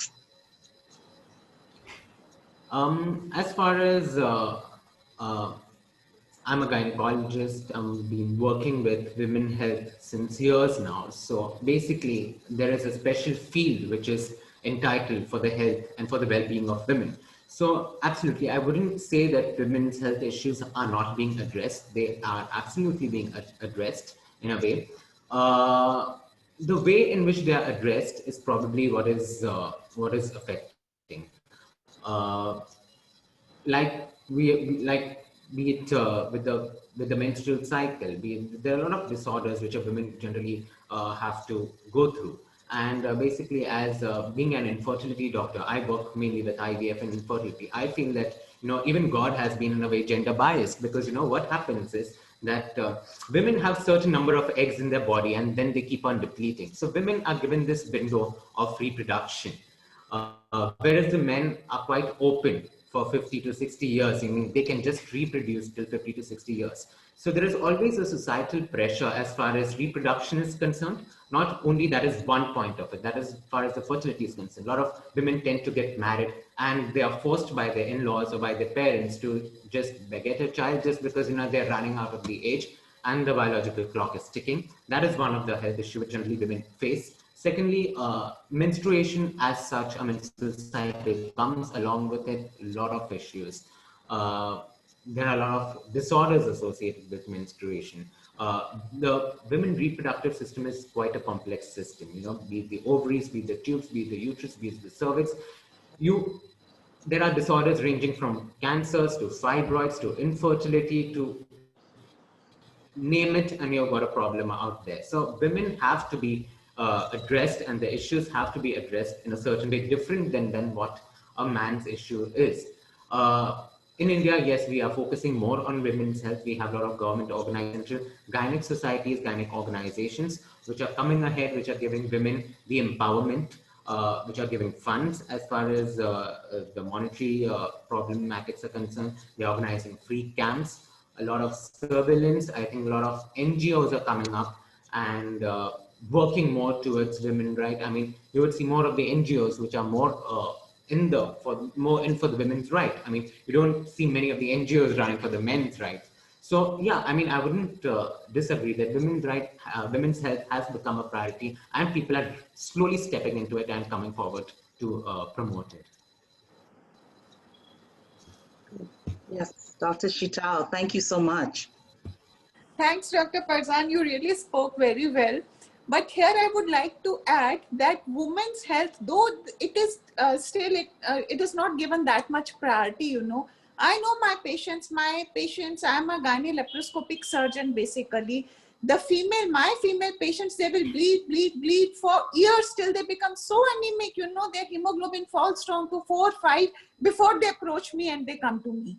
For a man of the house, the health of the female is not that much a priority. Even now in this age, when the education, all are educated, he will always postpone the examination of the female. Okay, agle mahine chalenge ye, you wait this cycle, let us see this cycle, maybe you become all right in the next cycle. And I'm being very practical. She will wait, okay, I will see if the next cycle my bleeding is okay. If it is okay, I will not go. If again I have heavy period or I have pain, then I'll go. I see my patients who have, mass in their ovaries as big as 36 week size uterus. They come to me and they say, yes, since last 1 year, I'm having this mass. It could be an ovarian mass. It could be a fibroid. And my husband didn't have time or my father didn't have time, and they will keep on postponing it. However much we talk about female health, and female health is very important, and female is a pillar of the society, female is a pillar of the house, but her health always takes a backseat. I'm sorry to say, being a female myself, I'm very much proactive, and I feel female empowerment is very important, and it should start at the home, at the grassroots level. By merely talking that females should be empowered will not help. We have to go at the grassroots, at the remotest place, educate the females of the house, educate them that if you are healthy, the whole family will be healthy. If you are sick, you will not be able to take care of your kids, of your family. So female health should be a priority in everybody's house. It should be a priority of the nation, of the government. The political parties should realize, a single person cannot take a stand. As a society, we have to come together. As a society, we have to move towards this goal.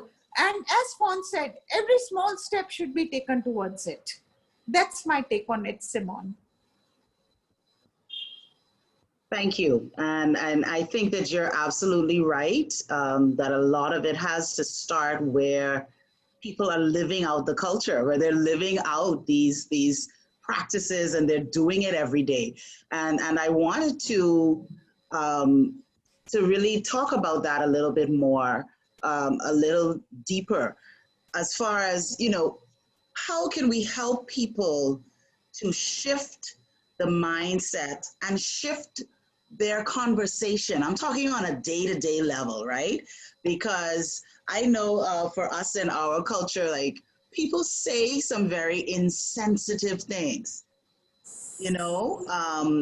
especially when it comes to reproduction and fertility, for instance, right? You get to a certain age and people ask you, well, what's wrong with you? You don't have a child yet, right? Or you are married. Oh my goodness, you've been married for 5 years. You don't have a child yet? Or when are you gonna have this next child? Or if you're a certain age, what? Something has to be wrong with you. You're already X age and you don't have a child yet, and all of this other thing. How can we create a different language that we talk about these issues without making it look as if, and I think that this is where the shame and the silence comes from, because if this is how people think, then I don't want you to know what's going on with me. I don't want to talk about my issues. Dr. Shisal, I think you're burning to get onto that one. See, Simone, so nice of you to give me a chance again. I'm an infertility specialist also, and I get lots of patients from Middle East countries also in Delhi coming for their treatment. When a couple approaches me, I tell first thing to the husband that I need your semen analysis. And can you believe it? He will say, there's nothing wrong with me. Why do you want my semen analysis? You check my wife. I already have 3 children from my first wife, and I don't need to do it. It is really hard to convince the man that for you only one test is required. After I do your semen analysis, I'm going to look at your wife. She will require a battery of tests. But if there is something wrong in you, I have to treat you first. And there is so much bias in their mindset. They are so much biased. They will not get their semen test done unless and until I become very strict with them. That this is the only test you have to do. You get it done before I look at your wife. And as Dr. Parsan said, for a female, actually, there is, from the side of the God, there is bias, because we are born with all the eggs that we need at the time of birth. By the time we reach puberty, half of those eggs are already destroyed. And by the time we reach 30, 35, the amount of egg reserve in our body has decreased tremendously. So that is why we say that the biological clock is ticking. And we have to respect that biological clock. But at the same time, the husband should respect that he also has to get certain tests done. And there, to change that mindset, right at the house, the education should start at the level of the house, where all the boys, the sons of the family, should be taught that both husband and wife are equal partners. Wife alone cannot produce a child. It is a combined act. Both are responsible for it. Both have to undergo. So if we do this education right at the birth, along with menstrual education, if this is also inculcated in the child, respect of the female, respect of her, reproductive cycle, respect of her menstruation, if we can inculcate that right at the beginning, I think by the time we become old, this bias can be decreased to some extent. I think I totally agree with Dr. Sheetal. There are, most of y'all who don't know that there are, I mean, women are right now so ambitious. They want to pursue their career. They want late marriages. Some people, some women are given an option of freezing the eggs right now. I mean, social freezing has become a very open talk which is coming up. You would be surprised that companies like Apple and Facebook have literally given, they're giving money, they're giving remunerations to the women employees for freezing the eggs if they don't want to marry earlier, or they want to be ambitious, so they are planning to get married later on. So yeah, society is slowly talking about it. Slowly the eyes are opening. Slowly people are also realizing that, what problem women generally faces. And I think we are moving in the right direction as far as it's concerned. Yes. So here, I think I would just like to add, right, Dr. Farzan, while it's amazing that, these facilities are being offered to women to freeze their eggs, I mean, the option to freeze sperms has been around for very long. And when that is not, an additional kind of like benefit or a, innovation, so to say, why is, egg being like enabled to be frozen a thing worth mentioning? I think this in itself, right? Yeah, that I mean, because yeah, that's what I said, that God has been very gender biased. Women have that window with them. Unfortunately, that doesn't happen to men. I mean, men have the capacity to reproduce even at the age of 50, 55. So yes, there is a gender bias, but at the same time, we should be quite aware that, a lot of women want to plan their pregnancies. They want to have the genetic babies. There have been certain instances where women tend to get married at 40, 45 years of age, but they are not aware that, they had the option of freezing their eggs way before. They were not given an option. They were not spoken about. People were not known about. I mean, they really do repent that, probably if I would have been told about this procedure or about this option, I would have surely undertaken it. So yeah, I mean, there is, like I said, there is a bias. I mean, there's nothing we can do about it because women do come with a clock associated with it. But it's very important for us as a society to educate, and secondly, to empower women to help make choices. Many women are forced to get married just because they have to reproduce. I think many women are just, the main aim of marriage of certain women is just to reproduction, whereas it's not true. There have been a lot of child marriages. People at 19, 20, girls are forced to get married just to have children, which I don't believe is the right way out. I mean, if there is a technology, if there are ways and means where we can surely respect the right of the women, I think we should do that. Yeah, I totally agree with you. And I believe that, again, it goes to how we are all socialized, women and men. So there is this pressure to have children. And if you don't have children, then it means that something is wrong with you, that you are damaged goods as a woman. And then as a man, I think it's the same pressure that, you have to have children, and a lot of them. You have to especially have the boy child. There's honor to having the male child. There's this pressure around that. And I think that's probably why you would have a difficulty of seeing men come in to be tested.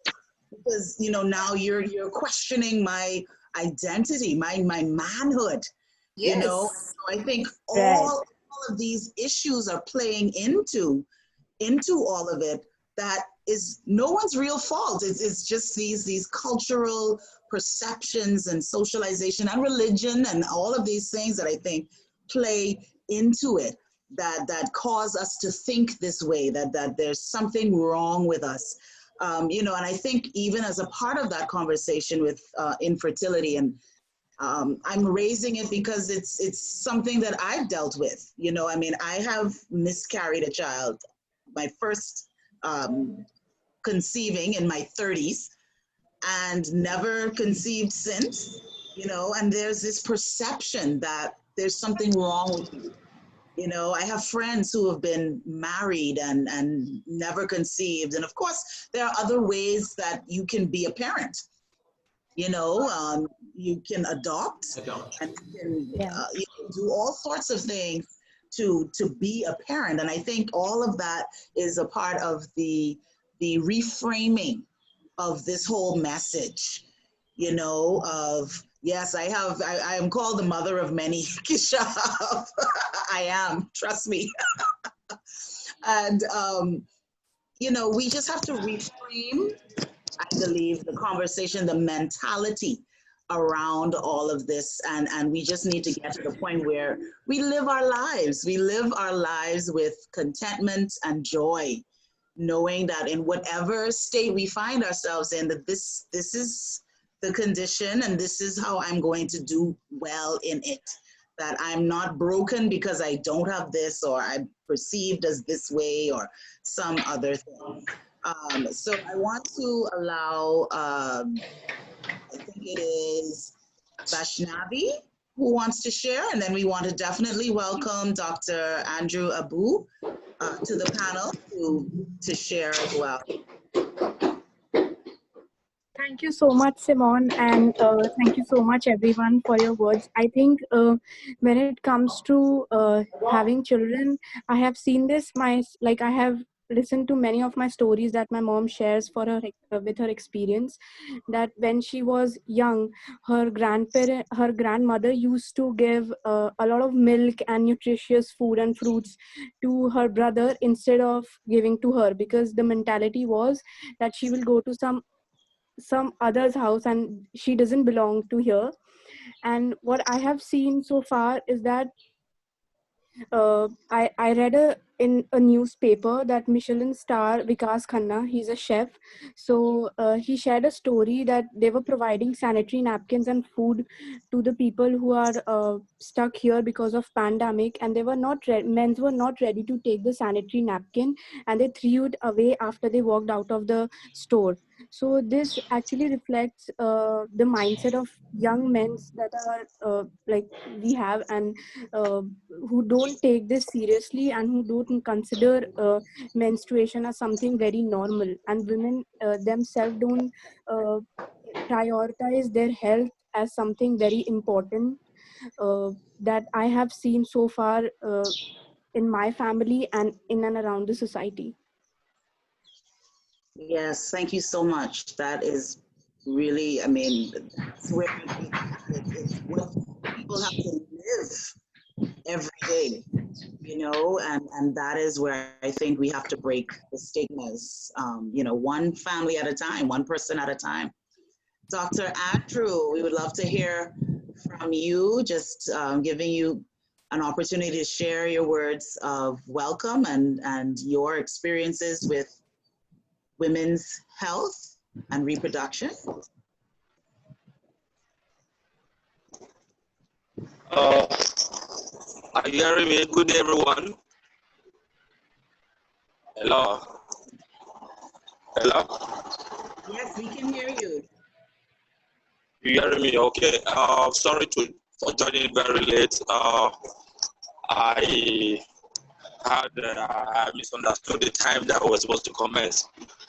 Reproductive health is a serious issue in the world today, and I think it's one of the reasons why the Sustainable Development Goal is one of the about 3 of them in regards to the topic we are discussing today, gender, maternal health. They are key in terms of the 2030 plan of the Sustainable Development Goals.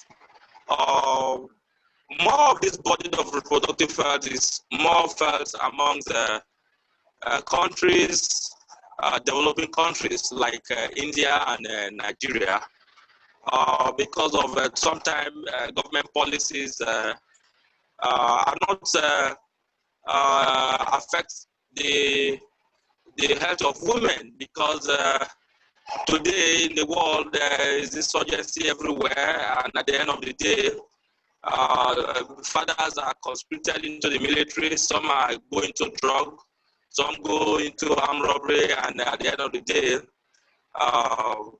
the mother is allowed to bear the burden of raising children and other things. So at this point in time, I felt it's a serious matter.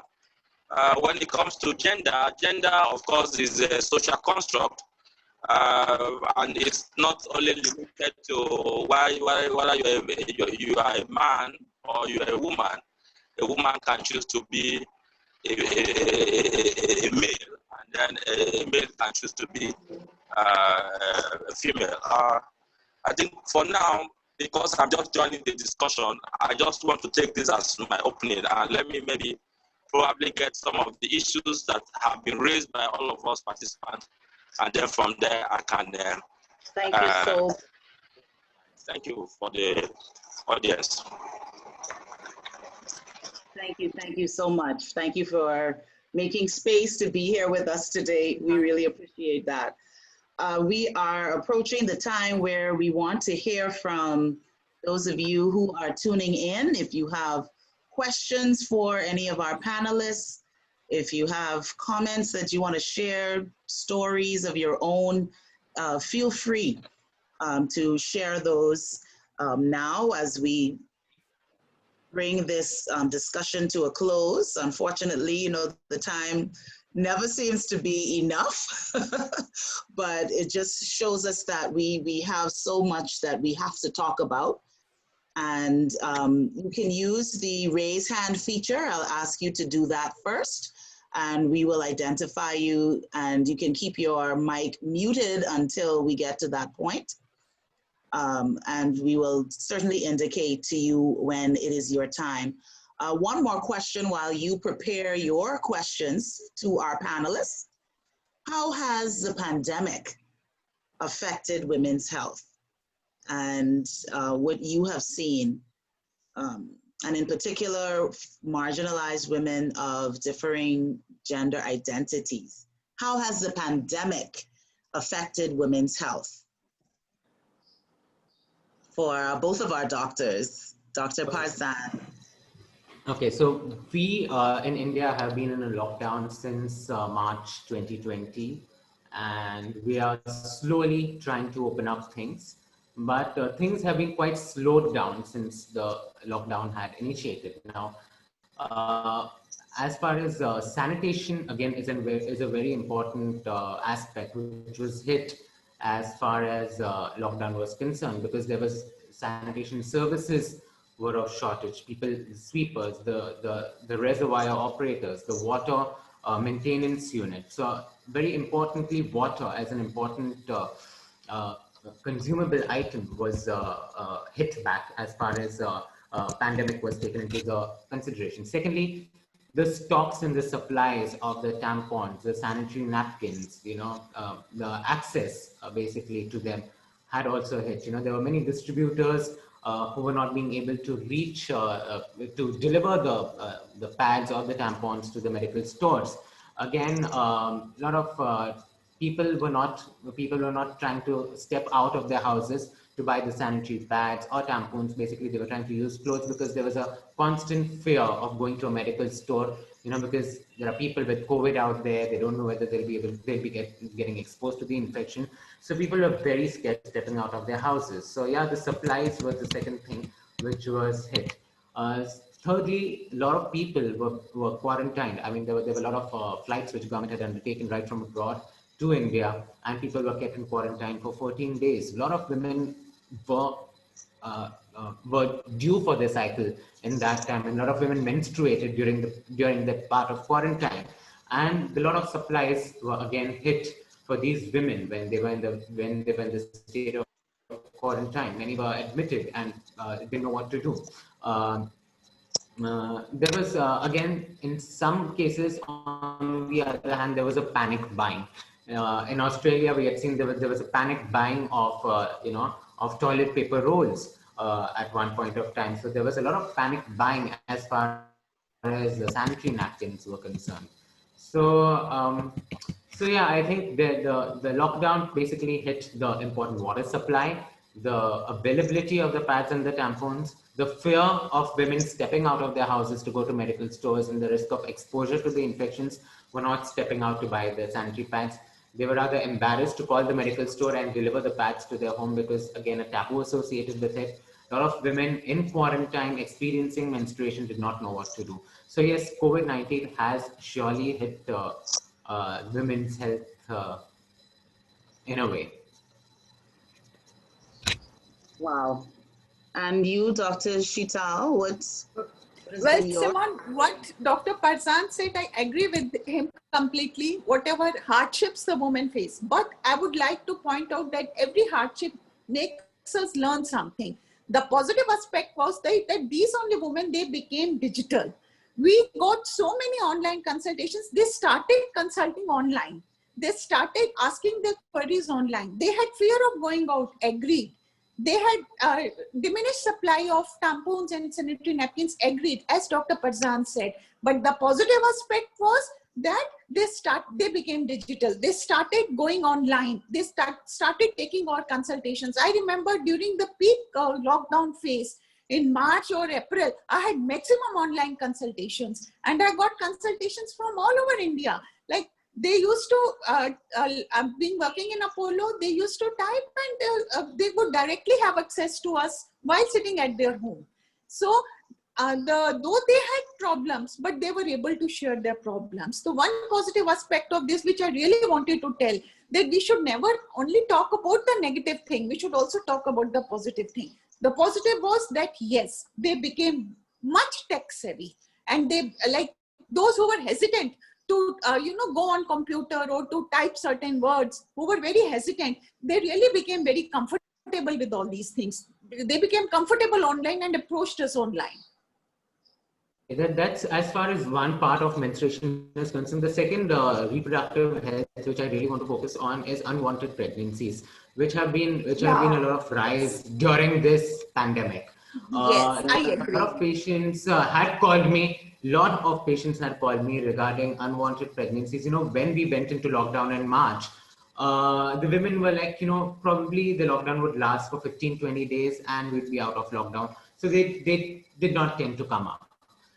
Then the lockdown extended in April and then in May. So we had seen a lot of women coming late, opening up late, even to the doctors as far as unwanted pregnancies were concerned. So again, unmet need of contraception, a very important aspect as far as COVID is concerned. So one part being the menstruation, the second part being contraception. As far as the tampons, sanitary pads have been affected, even contraception has gone for a toss. We have lost out on so many tubal ligations because of this COVID pandemic. People are not coming forward to for insertion of the intrauterine devices. People were scared to step out of their houses to take injectable contraceptions. So contraception has absolutely taken a hit back during this COVID. So absolutely, when we talk about. But Dr. Parson, I was reading somewhere that many of those ladies who were waiting for their IVF, they became pregnant during this lockdown. That also happened. Absolutely. So, so that's what. See, lockdown has its own pluses and minuses. Yes. As far as women reproductive health is concerned, we should absolutely not go towards the negative of it. We should also be discussing the positive. That's what I was saying.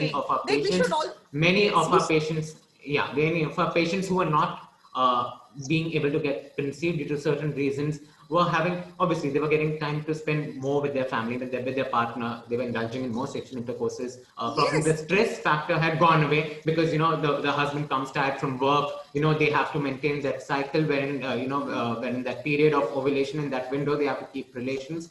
That had taken a backseat during this pandemic. Many of the women who were really waiting for their IVF cycles and who were thinking that once the lockdown will be over, they will get to see their infertility specialist and go for IVF. They had conceived actually. And that was a very, very plus point for this lockdown, that without any intervention, they became pregnant. Yes. And yes, unwanted pregnancies really, rise in unwanted pregnancies, abortion rate increased. So both the sides.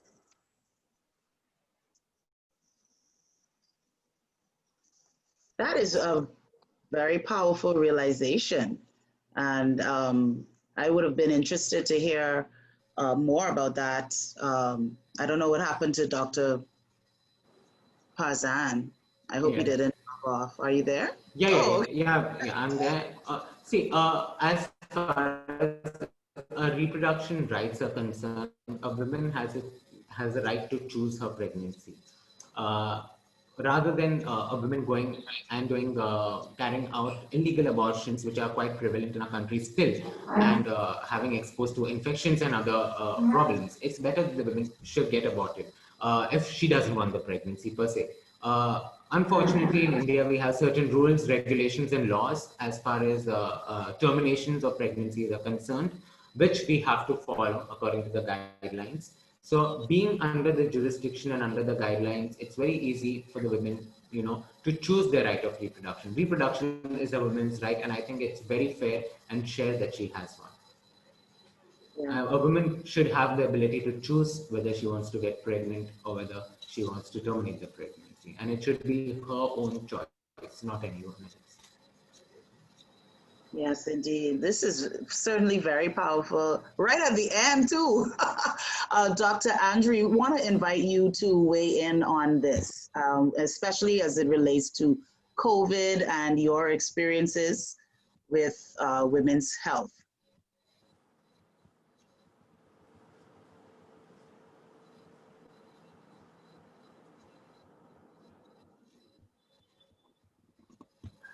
I don't know if he's there. Oh, yes. Hello. Okay. Hello. You hear me? Yes. Okay. Just like the two doctors have shared their experience over here in Nigeria, the incident rate and prevalent rate for sexual assault on women increased, especially where there was restriction of movement within the country. But the other way too, it is a two-sided coin. Many families that were much more far away from each other during this period, the very busy husbands and wives had time with themselves. But unfortunately, there were a lot of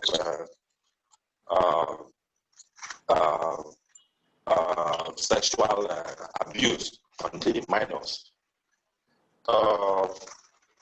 The effect of COVID on reproductive health, like I said, can be taken in two dimensions. Of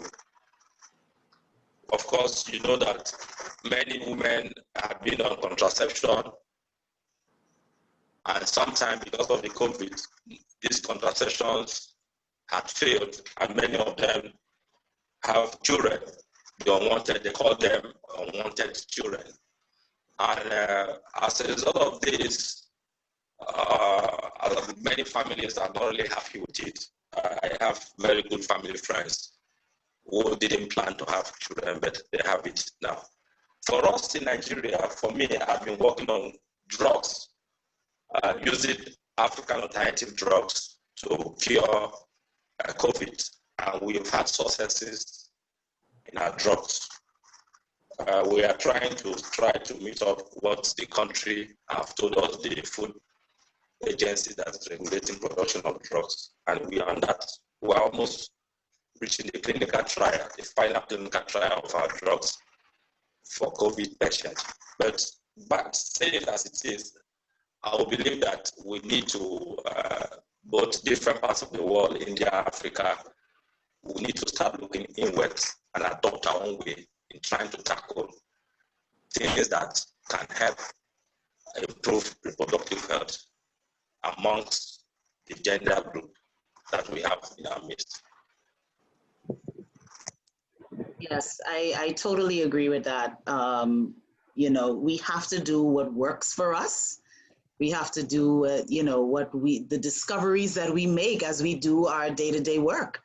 I mean, who can tell you what to do when you know who you are encountering every day, and your patients and the people that you're talking with and interacting with every single day? You can advise them best, and I think that is definitely where the change starts.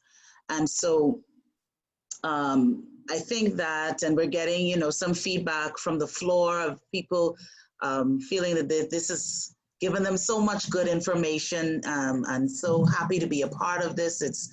It's making people realize that, both men and women have a responsibility in this. And I think, and who would have heard me the last time we had a forum, I'm very much a proponent of being balanced in the conversation. And I believe that if we're going to reach equity and harmony, gender harmony, I think is what we really want to be after. It's not about posturing each gender. At the end of the day, we all want to get along better. We want to live life better.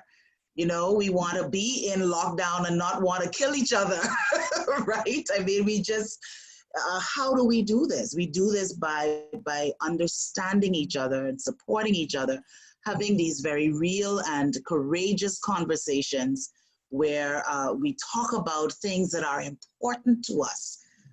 And we take risks, as we heard our keynote speaker this morning start off by saying, sometimes having these types of conversations is a big risk, because we are going against cultural norms that have been institutionalized for generations. And who are we to now come and say we should do it differently, right? That's a scary notion, but it is a necessary notion. And so I want to give any of you that may have something that you want to reflect on from today's conversation, something that you're taking away from this. The coach in me would not allow us to move away from this conversation and say, oh, wow, that was a great dialogue. And then we go back and we do the same things that we've done before. And then this would have been all to naught. So if 2 or 3 of you would like to share, whether in the chat or opening your mic and sharing for a few seconds, what is your greatest takeaway from this conversation today, and what do you commit to doing differently? What do you commit to doing differently? Yes. Simon, I have someone who's joined in from Nigeria. His name is Dennis. We were associated through a program in India. He had come to India and we were a part of the choir. So he would like to say a word. Dennis, please feel free to speak up.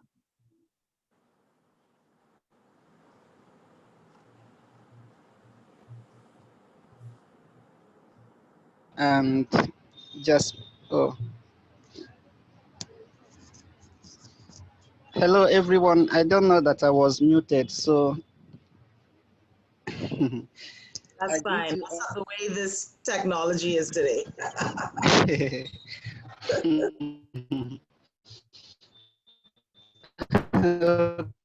Okay, so it's nice having you here, and from Jasmine, my very good friend, 2013. So, and Jasmine was a very nice friend to me then. Back there in choir, we were a very good team then. So, and we have been keeping the communication going since I left India 2014. I'm back for my studies. So I returned and I've been doing my studies, which I had my BA, and today I'm working to the glory of God somewhere. So she told me about the program, about this event, and I was very excited and happy about it. I said I would like to participate actively, but then I had a little hitch because of my time of work. I told her if it's possible for you to be holding a session on Saturday or on Sundays that would permit me to participate actively. If you can observe, I came in late and I had to come because my people here that I told about it, they also had their own challenges with time. Your time there is different from the time here in Nigeria. So it's evening there already, and this is still at the middle of working hours here. So we are not finding it easy to participate. Not that we don't want to participate in the program. So, but with the little time I joined here, I found the discussion very interesting, and I said you should keep it up. At the end of the meeting, she always sends me the summary of what was taking place, and I still promise her that we are all in the same shoes, so to say, that I'm very much interested in the issues raised, and I would like to work with her and with the entire team in anything possible for us to actualize a better world, a better Nigeria, a better society, and a better us individually. So that is my own point to make here. I'm on lunch break. If you can observe, I'm at the canteen where I want to refresh and go back to work. So thanks for having me here today. I really appreciate. Thank you so much. Thank you, Dennis. And you know, you're at lunchtime and I'm at the beginning of the day. So we're all at different points of the day today. Okay. So thanks for having me. Thank you so much, Dennis. Okay. So the issue of the gender problem and the one I want to highlight is how the pandemic has affected the women. So those of you that are connected to Nigerian news sphere would know recently or during this lockdown, there has been many rape cases reported in many places, in many areas of the country. And so the girl child is less protected, I can say. She, as a girl child or as a boy child, has less security than the boy child or than the male counterpart. So someone was just raped and killed, which is as a result of how she's not in the school or she's not where she's keeping herself busy or people are not keeping themselves busy and all the issues that can lead to such. But people brought the issue that nothing can be enough, no reason can be enough for someone to rape and kill somebody. And it's quite disheartening to hear that somebody forced somebody and all the barbaric acts being meted upon the lady that time. That's the one point I want to bring to you or as a report. So the girl child and generally has been suffering both during the lockdown or even before the lockdown. But now the lockdown has brought out more, what they call it, more place of the society. It is exposing much place of the society and everybody is affected and the girl child also is not left out. So that's my own point here. So thanks for having me out. I'd like to conclude here by saying thanks for having me once again, and I wish you all the best. And I'm pleading if it's possible to host an event Saturday or Sunday, I'll be glad. So thanks again. Thank you. Thank you so much. Thank you very much, Dennis. And I think that's what's so important, that you have these conversations and then we take whatever we've learned and we take it to our own environments and make a difference. So we encourage you definitely to do that. Is there anyone else who would like to share? I know we have, I think, Vaishnavi, sorry, who wants to say something? I'm going to get these names right, you all work with me. Vaishnavi. It's Vaishnavi. Vaishnavi, okay. I gotta get the Thank you, Simon. emphasis on the right part of the name. Okay. Thank you, Simon. So I just want to share what as my takeaway is. First, I'm going to write a letter to my principal that the workshops that they have for girls from class 6 to class 9 for uh, from Whisper, who is a sanitary napkin, a PNG brand, that the workshops that they have for only girls should also be for boys, introducing menstruation to everyone to create awareness, because I think that was the root cause that we don't my parents haven't discussed these things with my brother, and that is the root cause that I can't share these things with my father or any of my male friends. So I think that is my biggest takeaway, to start taking small steps towards this and creating awareness within my male friends. Thank you, everyone.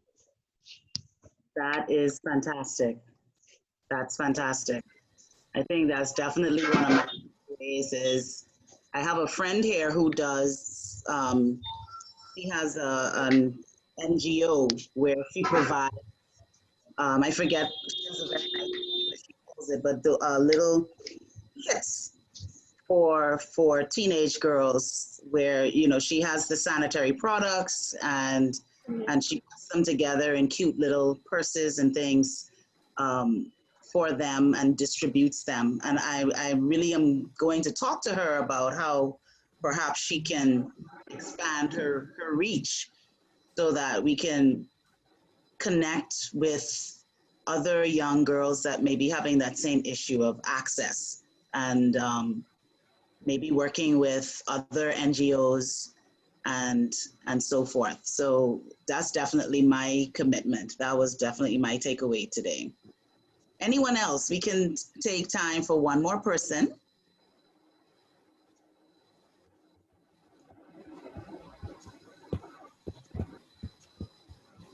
Simone, do you also want to invite a panelist? Because I think it's not just the panelist has given to us. I hope that we have also added some value to the panelist, Dr. Parzan. Absolutely, absolutely. I think a knowledge is a two-way process. I believe that it's a complete give and take situation wherein you tend to learn. There's no ending to learning, and absolutely, it's a great work what the NGOs, not only in the India but all around the world, are doing to promote women's health, which is the topic which is very close to my heart, because I deal with it day in and day out, because that's my work, that's my job profile. And it feels really good to know that people are really working towards it, that we are not the only ones who are promoting it. We have an army right behind us who is with us and who is going to take uh, the steps in moving ahead with this process. I think Vaishnavi rightly pointed out that there has to be certain educational tools which should be provided in schools, basically for girls, about menstruation and menstrual hygiene. But very importantly, to again focus, especially to the NGOs, and women don't want to know the physiology of menstruation. Women don't want to know the biology. They don't want to know that the ovary forms an egg and then the how it bleeds. They want to know how to take care of their menses. They want to know the practical aspects of menstruation, because what happens is most of the times it's just someone just talks about menstruation, just the physiological process. It's a very jargon process, and it just goes bonkers over everyone. And by the end of it, the take-home message is zero. But invariably, it is what is the process of menstruation? Yes, very importantly. But secondly, how to manage your menstruation, how to not only the biological aspect of it, but also psychosocial aspect of menstruation should be taken into consideration and should be taught to everyone. So I think thank you everyone out there from the DIAS group. Thank you, Keshav, for letting me put in a word in the end. Thank you, Simon, for conducting this panel brilliantly as a brilliant and a patient moderator. Thank you. Thank you. Thank you. Thank you. You've been an amazing panelist, and Dr. Sheetal as well. Yeah, and I think that even what we didn't get to touch on today, and you were talking about it just now, and it hit me as we were talking about menstrual health and all of that. But we didn't even get to touch on when that ends, right? Menopause and life after menstruation. I mean, and that's a whole other Different conversation. topic altogether. Right, and so I'm bringing up these things that I have to face, believe it or not, right? I know I still look 25, but yeah. So I think definitely we have to have a part two. Absolutely. I was saying it and Kisha was writing it. So absolutely, let's have a part two where we can dig into some more of these issues. So thank you so much to you, and I will turn over to Jasmine to do the official vote of thanks because I know I'll probably leave someone off. So Jasmine.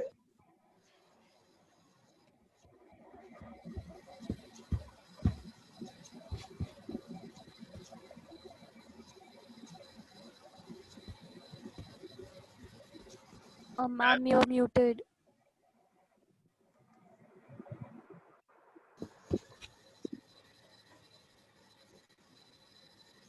Hello. Yeah, sorry. I can hear you. I'm saying that of all the sessions that I've been a part of, and as a convener for the Gender Dialogue series, um, I am amazed at the level of conversations we have had over the previous dialogues. And today was an important topic which is often ignored by the society. And I found it's so, I mean, everyone's speaking so passionately about it. Dr. Parzan, Dr. Sheetal, Harmeena, everyone spoke so passionately about it and accepted the fact that we need to work over it. And the fact that Keshav has written that we need to have a part two is something I absolutely agree with, because it was just a capsule of what we talked today. There's a much larger portion which still needs to be talked about. So big thanks to all the panelists, Dr. Parzan, Dr. Sheetal, and Dr. Andrew, who were here. With your inspiring words, you have motivated us to take things forward and organize even a part two of the dialogue, which I think is a first in all the series that have happened. So I'm very glad about it. I would really like to thank Hermina. She's been an excellent advisor, guiding us every moment to help us out in with any doubts or clarifications that comes in our mind. And Simon, a big thanks to you. Your beautiful smile takes us through this session. So wonderful. I mean, it's always inspiring. All those people. I would really love to thank Mahima and Vaishnavi, because they've been like this constant support for me, who have helped me in any minute thing, any hour of the day. I just need to call or just need to message, and I know they'll be there to back me up with all the help that I need. And above all, I really want to thank Keshav, who has helped us to take forward these matters, and who's been there on the board with us. Though he says that I am just the man sitting behind the Zoom and being just the operator, he know. I mean, it's something that I know, and all of us here know, that it's not just limited to it. He has a much bigger role for bringing us all together over here. So thank you everyone, and looking forward to the next session, which is on 7th of September. Another issue which often concerns majorly across the globe, be it rural spaces or public spaces, be it India, be it anywhere in the world, that is related to women in the workforce. So I look forward to everyone's attendance for that as well. And before I leave, I need some final words from Keshav. From me, I think it's what makes me happy is the truth of the conversations.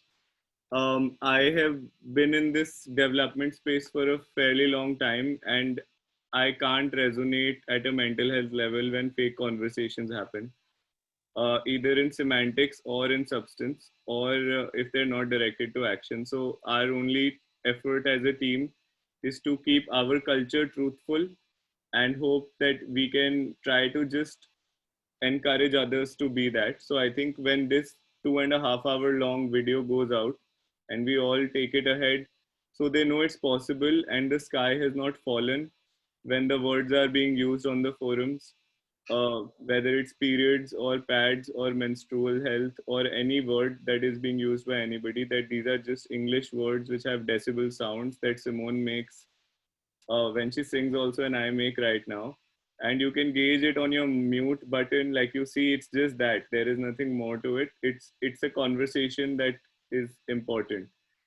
That's all. And I think that beyond this conversation, a lot of hard work goes into it from the team, from the participants, their family members who are adjusting their schedules.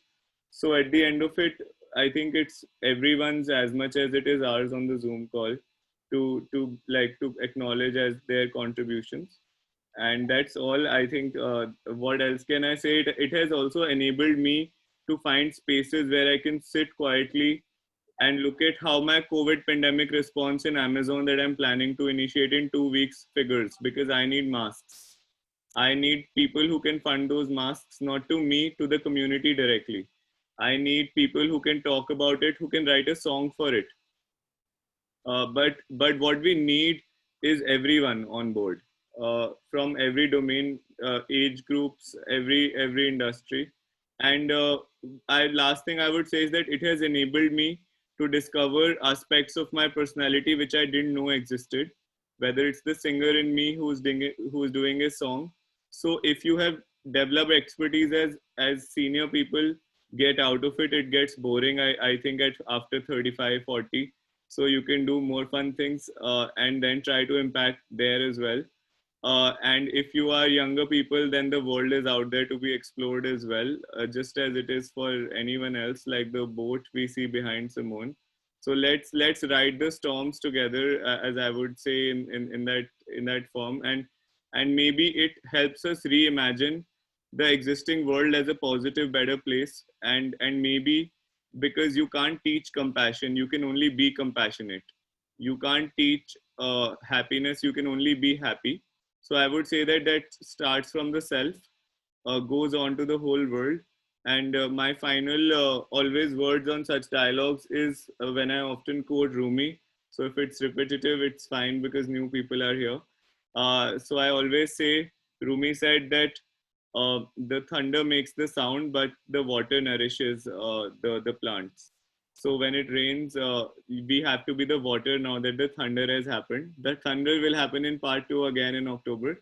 But taking these 2 action steps means all of you talking to each other, not just to me or anybody in the organization, but at your own level, whoever resonates with whoever, at your own family, at your own friend circles, at your own workspaces. You never know, everyone feels the same way. Like when Fawn said that what she liked was the footwear. Yesterday, my briefing meeting with Fawn and Jasmine, I was sitting in a veranda just surrounded by plants in a pleasant Delhi night, and I had a perfectly open call on video with Fawn. And you saw that today we only spoke yesterday night, like a few hours ago for the first time. So my biggest takeaway and learning to all of you is that everything's possible, because everything is only encompassing of all of us. So if all of us decide, and that all of us is each and every one of us. So if that one drop in the ocean decides to be the ocean, I think we'll have a vaster ocean in all of us together as a society. So with that, thank you, Jasmine, for making me talk. I didn't plan to, so I went on this uncontrolled, overwhelmed rant. But yeah, so thank you so much, and my always my respect. uh, just want to emphasize, because this call is live streamed, doctors have a wisdom role besides the healing role. Medical professionals don't need to be approached only in pandemics or in diseases. Being in touch with doctors is super important. Doctors are busy. Medical school professionals, children are busy. You have to get hold of them. It is not easy for them to come out of their OTs and their treating spaces. So A, that is supremely important. B, the more you're in touch with them, you will know how to support, especially in this COVID pandemic. What do they need? Because especially in many government institutions, you won't have procurement because procurement policy setting is a long time. So if you can step in and help them, we can't probably cure people from diseases, but we can help those who are fighting this battle by being the best version of ourselves, offering the best version of ourselves to the doctors. So let me take this moment also to really thank, from like say humanities side, all the medical professionals uh, who take their lives at risk, their families' life at risk, who are giving this COVID response. And let me also acknowledge that this bubble of sometimes that Zooms we have is not a privilege that everyone in access has. So moving from here, let's hope and let's do something that can enable more and more people to come in despite all of this. We are actively committed to exploring and working hard to make sure everyone's suggestions are coming, but that leadership has to come from you all. So thank you so much, and have a pleasant day, Simone and Hermina, and everyone in the Eastern Standard Time. Have a pleasant afternoon, everyone who is in Europe right now, evening, I guess. And for all of those in India, let's have a pleasant dinner and a great night. Happy Onam. I think, Jasmine, if you want to in one line tell what Onam is about, so maybe Simone and Hermina can have a festive day ahead. Thanks, Keshav. So Onam is like a state festival of Kerala in India, and it is the annual harvest festival.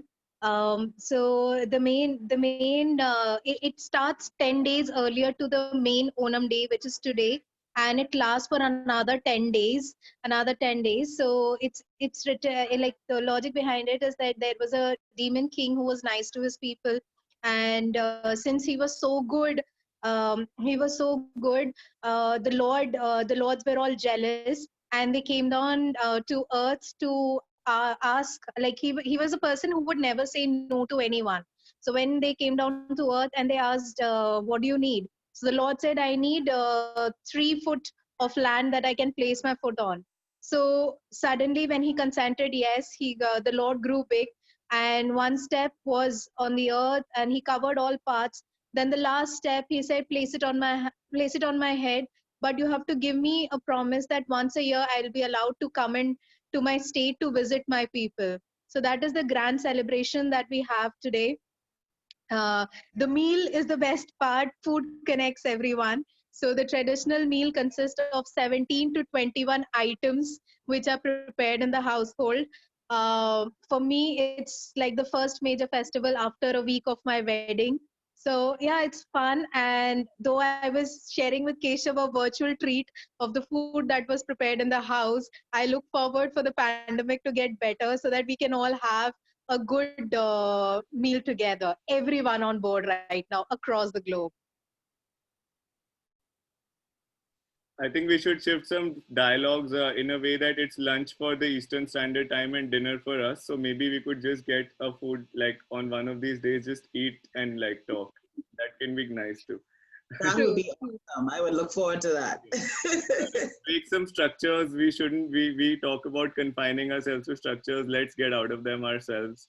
And thank you for having that space, all of us, all of you, everybody, for us to do it live streamed in front of 40,000, 50,000 people on our page. I think it's a very inspiring thing for more people to see that they can be themselves and they can get acceptance in that, and it still can be very, very fun and very impactful. And in 2.5 hours, what we have covered today has convinced everyone that we need to come back to this. And I think that is one of the biggest self-reflections for all of us to leave this call on. So thank you. And Simone, about the names, when you're coming to India, I hope you're coming after the pandemic finishes. Live with us for a couple of months, and we will get to know each other's, all our friends' names then. How do you know my dream? That is my dream, honestly. So I'm looking forward to that. I think I'm going to hope for that. It's a shared dream. If I invite you, then I can come there also. You are welcome. The shores of the Bahamas would love to have you. For me when I invite you to share the space. Anyway, thank you all. Like Hermina has said, it has truly been a global dialogue with voices from Nigeria, Bahamas, on one side, India here. So I think these conversations must go on. The next one is on the 7th September. That is on women in workforce. That is being streamed live from New York. And that, again, lovely leadership always from Hermina on all of these things. So that is another one we are looking at. And yeah, see you there, guys. Bye. This can't end unless I end the call, because we love each other so much. So see you guys. Bye.